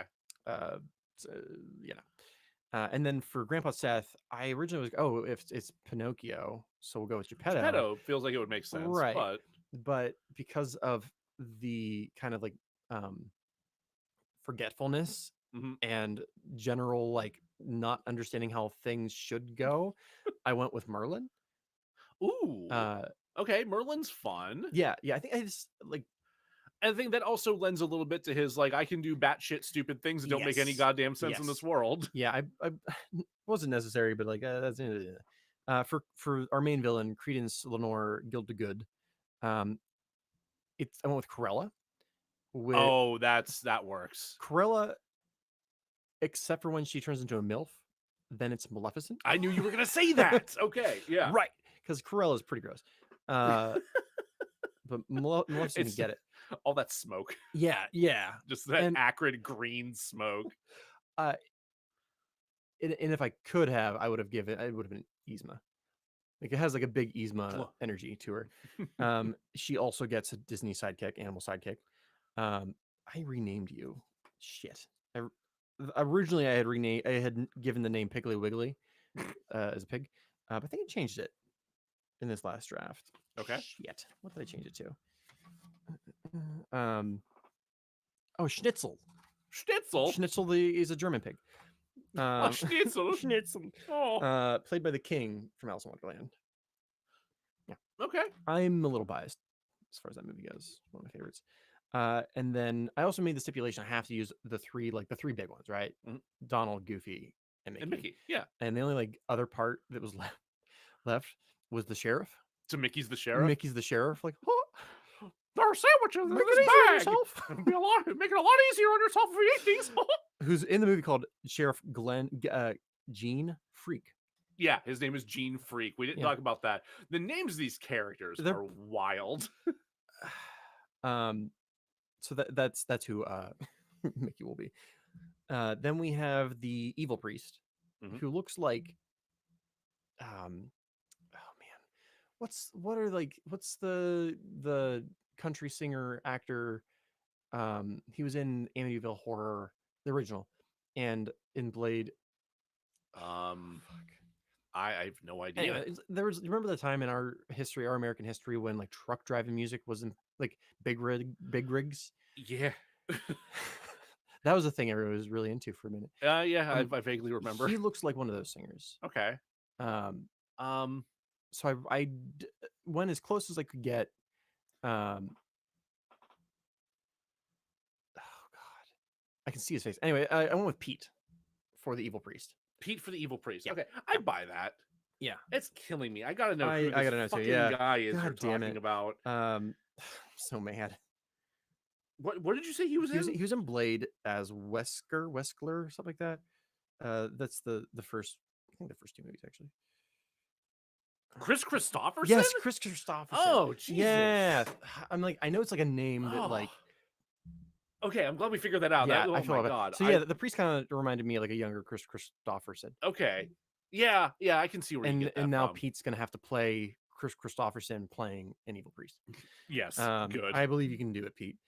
And then our last two characters, we had the shopkeepers. Again, we didn't really talk about too much. Which I've decided to have that split into two characters, played by both the March Hare and the Mad Hatter. They're both the shop owners at the same time. I like that. Yeah. That'd be a fun back and forth there. Like, I just need some milk and eggs, and you just have those two. Making it impossible. And I'm sure the Dormouse is there too. Yeah, he's just fucking around somewhere. And then for the goblins, I of course, I went with the seven dwarves. Yeah, like it's just the seven dwarves eating people who turn to plants. Yeah, right. What about the boys? I was like, I actually have the boys left. So Elliot's the main boy, right? Yeah. He's the one that's after Holly. So this is the other human character. Okay. Which I went with Baby Kurt Russell. Okay, I knew you were going to incorporate him somewhere, so that makes sense. Absolutely. Then Arnold, who was the one that turned into a tree. He's oh my God! Yeah, that's Prince Philip, who is from Sleeping Beauty. Okay. Yeah. And then the like woman that's there for a hot second running through the woods, Snow White. Cool. Yeah. Okay. The one that goes to the grocery store, Drew, the one that goes to the grocery store, gets chunky milk. Yep. Prince Charming, which is Cinderella. Okay. I think you see where I'm going with this. Yeah. And then Brent, who was the popcorn victim, is the prince from Snow White. and like they're all the same characters, and I based They're them. all kind of copy paste. Yeah. Their hair color is different. That's it. Yeah. However, and I've had this argument before. Prince Philip was the best of those OG princes. Okay. Because he danced with her. He did actually like have a relationship with Aurora before. A relationship, right? We're using that term loosely, but I mean, there was at least prior interaction. There was something. The prince literally was the Prince Charming and Cinderella, which I just rewatched. There is a point where you're like, I don't know what they're talking about because we're experiencing it through the other characters. Right. They're dancing, like maybe they're having a very deep conversation. They connect really well. But the prince from Snow White has no excuse. Like they just both sang into a well, and he's like, "You're hot, 14-year-old," and she's like, "I'll see you tomorrow," and he's like, "You betcha." So I gave Prince Philip the most active of the three dudes because he's also the most active of the three. I think that's fair. Yeah. That was my logic. Great. All right, so let's get into how this works. All right. Nope, don't want that. I don't drink coffee past 4 p.m. All right, so here we go, and this is more of a pitch rather than our full stories that we usually. Right. We can't. Again, we're not changing a lot about how this works. No. This is essentially just how would this idea be pitched if it were a Disney adaptation? So, and not to derail it again and again and again. If this were going to be like a full rewrite, I would make it about Joshua's grieving process with his grandfather. Sure. But we're not doing that. All right. So sell me on this. All right. So we open on a pearly white tome with this is live action. With the Troll 2 VHS cover embossed in gold. Remember, I was like, "What the fuck is that word?" And I was wondering why you asked me what the fuck the word for embossing was. That well, then they were like laying beside each other, trying to like figure out this fucking word. I'm like, Joe's gonna know what it is. Yeah. So like, I've watched a bunch of the movies recently, and a lot of the older ones have like the storybook that'll open up. Classic. Like, the VHS cover for Troll 2 is actually pretty cool. It is. Yeah, I would agree with that. So like that, but on like a pearly white tome, with like gold trim. and it opens by itself, and it flips to the first page. Once upon a time. Yeah, I was like, once upon a time, and then you see like a watercolor of trolls peeking through shrubbery. And while this is happening, I wrote it down as a choir of wasps, but I mean like white Anglo-Saxon. Oh, gotcha. Fronts. Okay, all caps wasps. Yeah. Okay. Yeah, not a chorus of wasps. It's probably more appropriate. They're singing like a melodic song about those sneaky little goblins. So like, as we move into the book, we have the voiceover from Grandpa Merlin, who tells the legend of goblins turning children into trees so they can be milked for their boy sap. Sorry, I never want you to use the phrase "boy sap" again, especially right before you're going to take a drink. Right, you wanted a spit take. I saw you taking a drink, and like, I'm not going to stop now, so I'm preparing myself to get sprayed. Oh my God! God, boy sap, Jesus Christ! We'll get more into it. Don't you worry. I know. Scared, Josh talks to the reflection of his grandpa in the mirror. He is caught doing so by his father, played by Fred McMurray. He was in a couple live action Disney movies. I know him more from his like serious stuff. He was in Double Indemnity. Okay, he's a pretty good actor. But also he's a 70s dad, 60s, 70s dad, so he has like no sympathy for his son. So Fred McMurray tells him to go to bed, turning out the light as he goes. Holly, who is super fucking shredded in this, argues with her. I'm calling them suitors at the window. Okay. So not just Elliot wants her, but all the princes. Okay. Plus Kurt Russell. They're all at the window. Yeah, the Kurt Russell, like little baby Kurt Russell, is just like friends with all these princes. I originally was gonna have them be like his bros to like try to help him get it in with Holly. I hate myself. Oh my God, his wingmen. Yeah, but then I was like, ew, wing boys. This is gross. Yeah, it's a weird thing to think about. But because of where the story goes, I changed it anyway. Sure. So the suitors, 3 hunky princes and a charming Kurt Russell, vie for her affections. She tells them to fuck off. She doesn't need saving from no damned prince. Holly's father bursts in, shouting that he'll eat the balls of any boy he catches talking to his daughter. They scatter. You know, I hate that line somewhat less if it's actually coming from the dad. Yeah. Just Right? you boys get the fuck out of here. I'll eat your tiny little balls. I just imagine like scattering with like a thing of smoke. I made it. Yeah, it's just a Kurt Russell shaped Right, smoke right, cloud. Just Oh shit. So she was told to go to bed.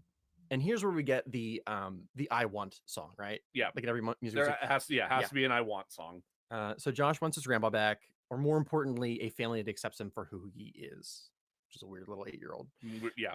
Holly wants a man who is interested in more than her rippling pectorals and six-pack. While they're singing, we get intercut images of their father dancing with a picture of their dead mother, asking her what he should do for their out of control children, because it's a Disney movie, so the mom has to be dead. Well, of course. Yeah.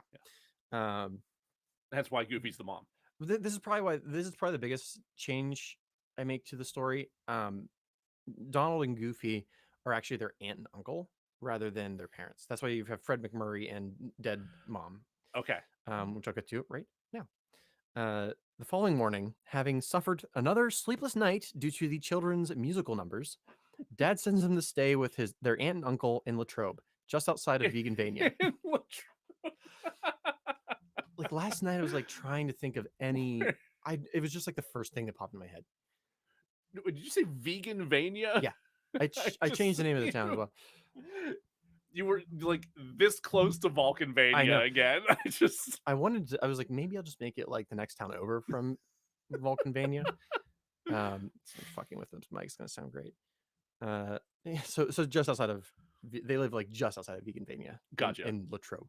I thought about Tanning, but that's too close to Indiana.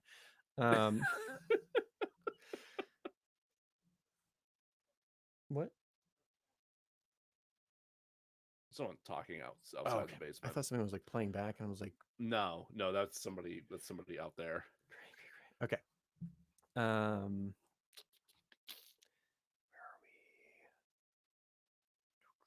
Oh, okay. So in Latrobe, there Holly will be away from boys, and Josh will be away from the constant reminders of his grandfather. Okay. In my head, the grandfather like lived with them in the house. Yeah, that makes sense. The children protest, but their father is firm, cramming the wailing children into the car. Hearing the cries of their beloved, the suitors give chase in their Winnebago to rescue Holly and gain her love.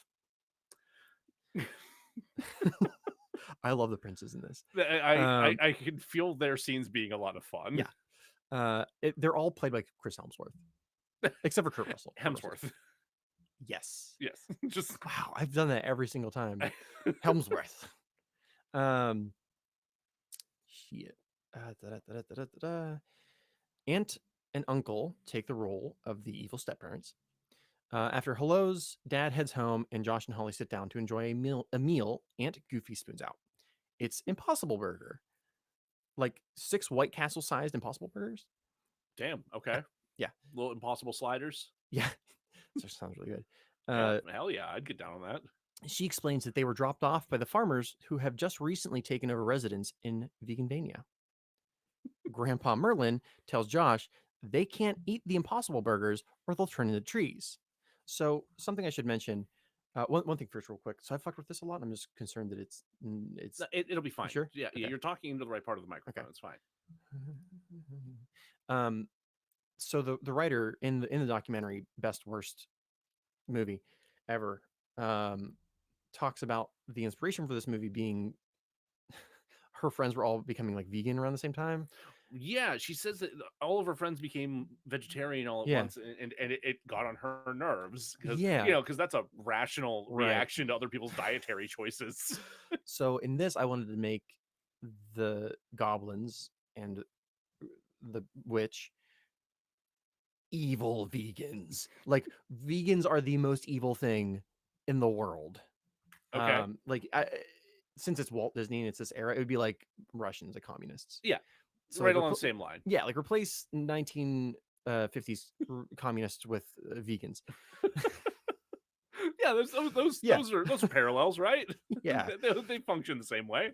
So Grandpa Merlin's like, Pinocchio, Josh, they can't eat these burgers. So Josh pisses on the impossible burgers. Pinocchio, Josh. Pisses on the Impossible Burgers. Uncle Donald informs him he can't piss on hospitality. He won't allow it. Won't allow it. No, I'm keeping that scene exactly as is. I wish I could do Donald's voice well enough to like imitate that right now, but I'm sorry. Some fan someday will Just send us a recording of you doing that, please. So after that, we cut to the 4 suitors in the Winnebago. They break into song, choreographed kind of like a bar drinking song. It would be like Gaston's song. Yeah, that's exactly what came to mind. Yeah. And the song is called Liberated Young Women. So they're like slamming their Mountain Dews like their beers, and they sing lyrics that make it clear that these men have never... Try that again. So the lyrics make it clear that these men have only heard like hushed whispers of what a boob might look like. Outside the Winnebago, and aroused by the suspicious bouncing, the goblins close in. Sweating and satisfied, Prince Philip goes out for a smoke. I kept all the homoerotic undertones. Sure. Yeah. He spots Snow White, who is clearly not underage. Definitely not 14. Nope. Desperate to have the sex, Philip gives chase through the woods only to have her turn into a goblin, which he is not entirely not into. The goblins catch him and carry him away. At Goblin House, Philip suffers a polka number performed by the Rowdy Goblins. I wanted to... A polka number? Yeah. Well, I was thinking like something along the lines of like Everybody Wants to Be a Cat, but with polka, and it's Everybody Wants to Be a Goblin. Okay. And less racist. It'd have to be less racist at that point. 1952? I doubt it. I guess we're releasing this in the 90s now, you're right. Right. Yeah. No. Slightly less racist. It would get cleansed out by that point. This ends abruptly when Goblin Druid Credence Cruella arrives, chasing the goblins away from that poor boy. Cradling Schnitzel, her pet pig, Credence Cruella shows him the boy forest, demonstrating that so she demonstrates on a pre-captured boy how you get a boy forest. And her like pre-captured boys are the darling boys from Peter Pan. It's Mike and John. Oh no! Yeah. Originally I had flounder, and I was like, no. I really don't like flounder, which is why don't spill my water like a cat. So she feeds the boys Impossible Burgers, and they become trees. And Prince Philip, beautiful, like he belts beautifully. Oh my God!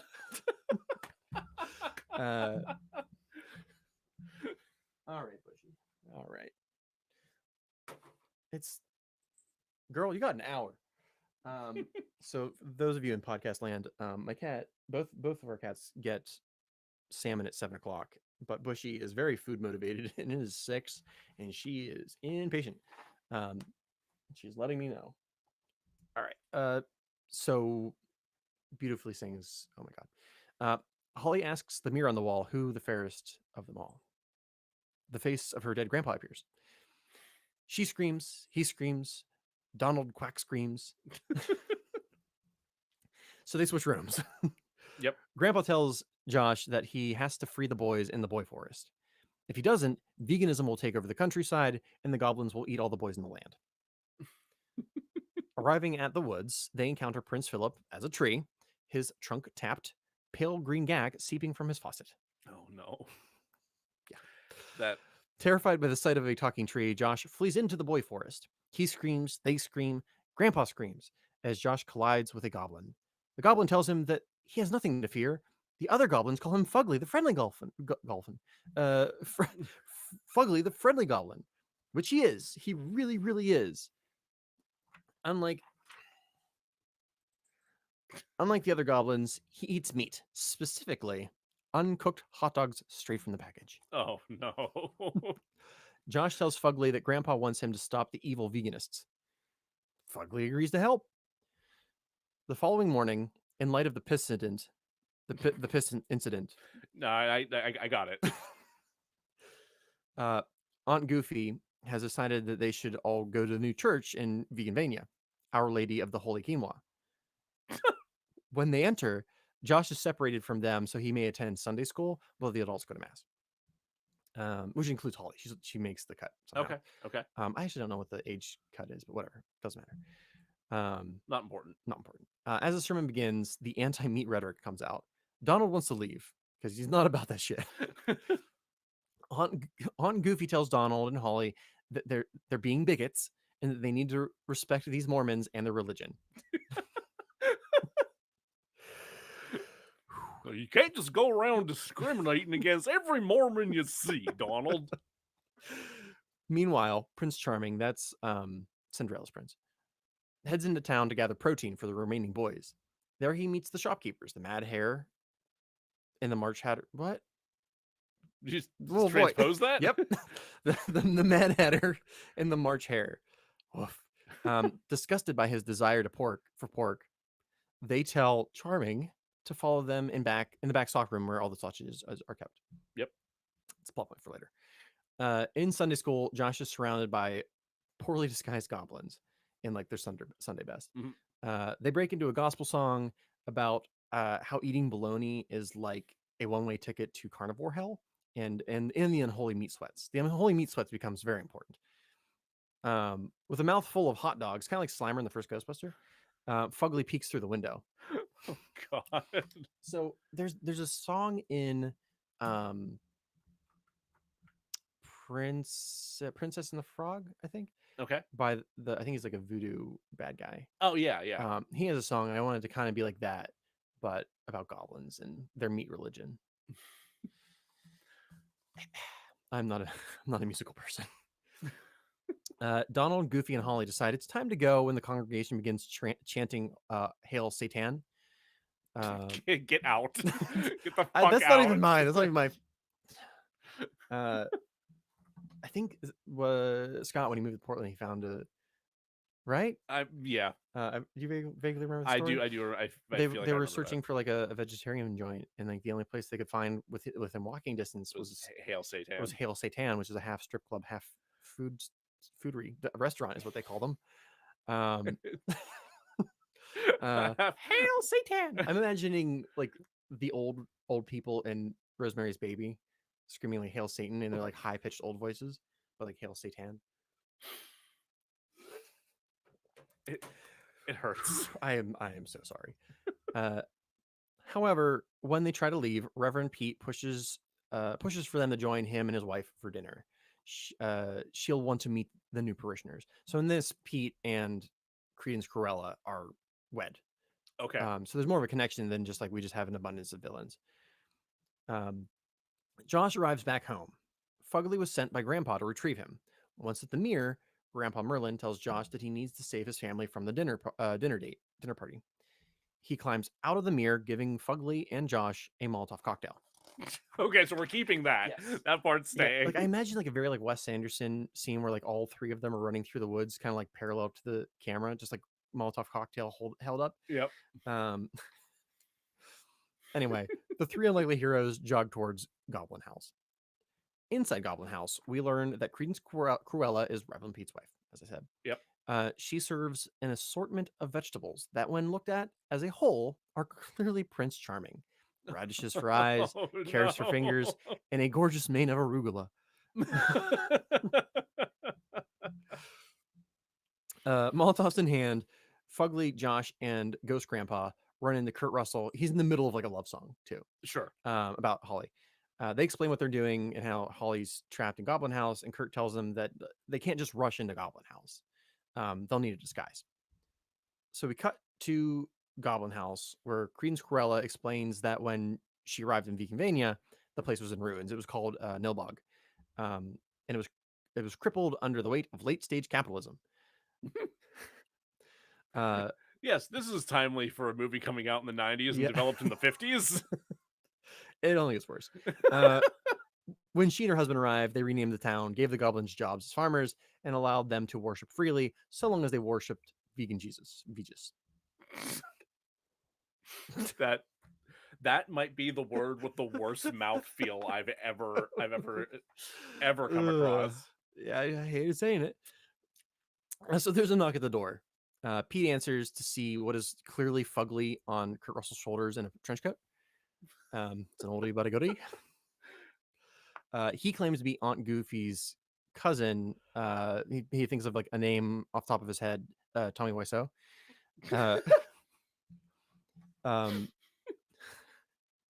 He shoulders himself past Pete and then sits by Holly. Holly is like instantly attracted to Tommy Wiseau, much to the chagrin of Kurt Russell, who's the bottom half of the trench coat person. Yep. And Fugly is like way into her too. Oh no. Yeah. Oh no.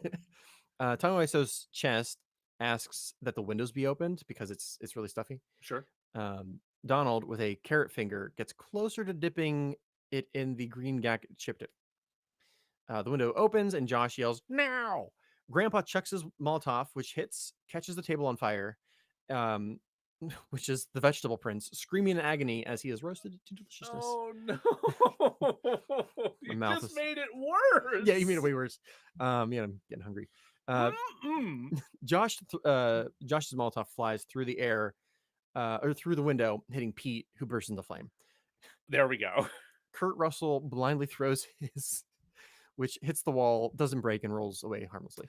Perfect. Yeah. Last 2 pages. In the ensuing chaos, the family scatters. But before they can escape, Grandpa Ghost is caught by Credence Cruella, who fires CGI lasers from her fingertips, which kill Grandpa Ghost. I definitely wrote myself into a corner, and I didn't know what to do, so I'm like, lasers. Yeah. Hey, that makes about as much sense as anything right. else that happens in Troll 2. Right. It was the most Troll 2-ian I felt during the writing process. And then lasers. Fugly whispers, "Oh no, double dead's the deadest you can get," which is the most knife brickery I felt already. Yeah, it double dead's the deadest. Josh tries to run to his disappearing grandpa, but Holly pulls him away. Everyone regroups at the house. Sitting on the couch, Holly talks to Fugly, who's still in the coat, about Grandpa. Sitting on the porch, Josh pouts. He has no Grandpa, no Molotov cocktails. Oh, yeah. Goofy and Donald sit enjoying the chip dip Donald snagged on the way out.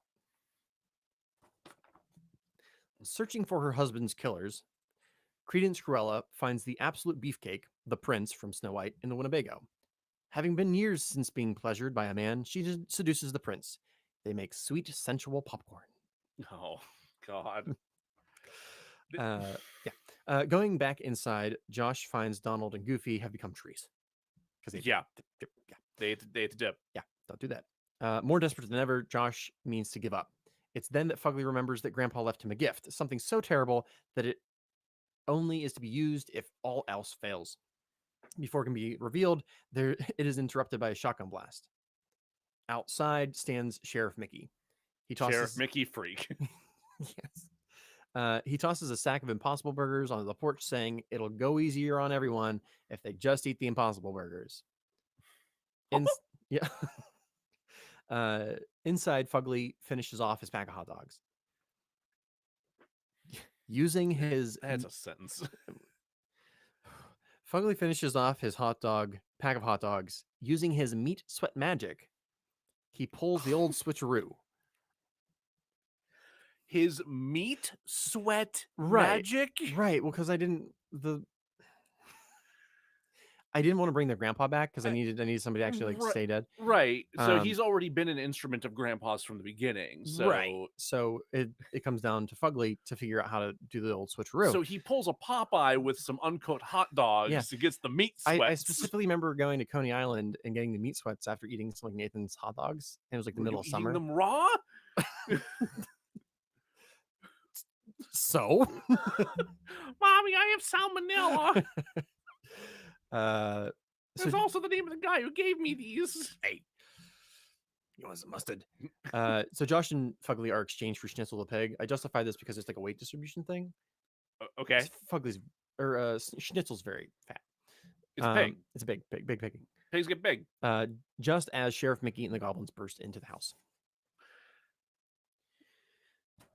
Now in Goblin House, Josh summons the courage and with the help of Fugly, crams the bologna sandwich in Credence Cruella's mouth. Oh. Which makes way more sense to me, at least. I mean, yeah, it makes absolutely zero sense for somebody else eating a sandwich to kill them. Right. She is overcome with so much meat sweats that she bursts into a puddle of hot dog water. Her spell is broken. The boy Forrest turns into just plain boys. Holly, who was bested by the goblins in hand-to-hand combat, is overtaken by the sheer numbers. It is then that the goblins' eyes clear, revealing that they are no longer evil vegans. I kind of want them to have like anime eyes. But Sure. Okay. In the aftermath, Fugly, still in trench coat, admits to Holly that he's been lying. He's actually a goblin on the shoulders of Kurt Russell in a raincoat. She pulls him from the raincoat and plans to kiss on him. This breaks a spell. He becomes a normal Fugly boy. They make out as Kurt Russell walks off into the sunset. Oh, Kurt, no. Yeah, I didn't know. It was kind of like a loose thread. I didn't know what to do with him. That's fair. Yeah. No, he kind of loses in this one. Yeah.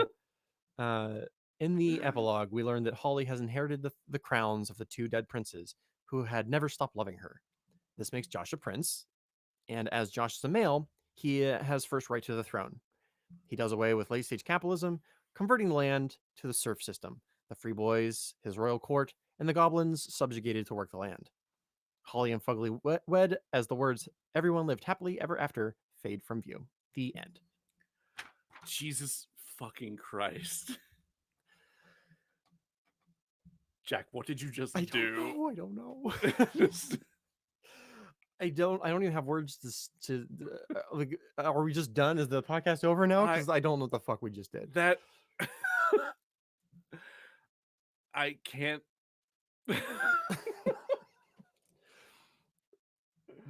It's a Disney classic, right? Can't wait for them to put in the like hot dog water slip and slide, like the Magic Kingdom. Oh God, you keep bringing up hot dog water. Yeah. That's all like I'm getting like olfactory like hallucinations of just like boiled hot dog water. It's the worst. It's terrible. I will say this. I think you have found a way to take this movie and get it nominated for a Razzie. Oh yeah. You know what? You're right. I think that's what you just did. Is holy fuck. I'm so sorry, Kurt Russell. You lost in this one, bud. I'm sorry. Yeah. I mean, thank God you have a fruitful career outside of this. Whew. So what'd you think? It was entertaining. It was. I think you maintained a lot of the plot and a lot of the key core moments of the the most memeable moments of the film. Certainly, I just can't stop like hearing things in Goofy's voice running through my head here. I think I didn't quite nail the Disneyfication of it. No, I don't think so either. But because I think a full Disneyfication of it would not be like a Who Framed Roger Rabbit style, like all stars casting of the film. It would they would all the entirety of the existing movie would all be unique animations, I think. But the additions of things like Schnitzel and Fugly are I love that character. Fugly was fun. I enjoyed Fugly. I think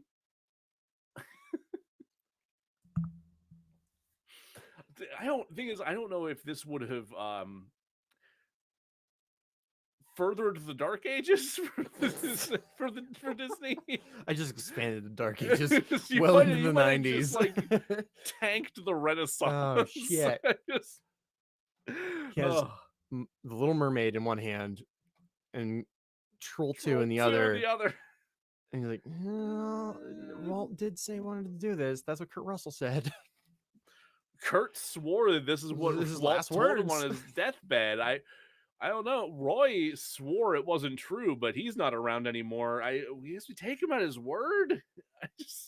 And I think what happened was Jeffrey Katzenberg got his hands on that, and that's what became Shrek. You know what this is missing? Smash Mouth. If I'd thought about it, it would have been in there. Holy jeez. Fucking hell. Well, it's been a fun day of podcasting. So that's a thing that you all just experienced. Thank you for listening. Please do listen again, for the love of God. our show's not normally like this. No, this is not a good example of what we normally do, but like we said, it's the spooky season. We wanted to do some fun stuff that is outside of the norm for us. And we are, to be fair, we're also gearing up for it was going to be a very trying episode of our normal format. So we really wanted to get some levity and some goofiness out before that. So if you liked what you heard, you'll like it even more normally. Share it with your friends, share it with your enemies, share it with your mom and dad. Share it with your priest, share it with your grocer, share it with your mailman. You know what? Say hi to your mailman. Say hi to your mailman. Tip your mailman. They honestly you probably should. Just you can subscribe and follow and download us all the places you can find podcasts. You can favorite us in Anchor. You can subscribe and follow in Spotify, YouTube, Apple Podcasts, Google Podcasts, wherever you find your podcasts. Please rate and review the show on Apple Podcasts or Podchaser or wherever else you can rate. Those help us pop up in search algorithms much better, so more people can discover us. And we'll be sure to razzle dazzle you. We've been recording, I think 4 or 5 hours. 4 hours, yeah. I think including the ads, like 4.5, 5 hours. Oh my gosh. Oh boy.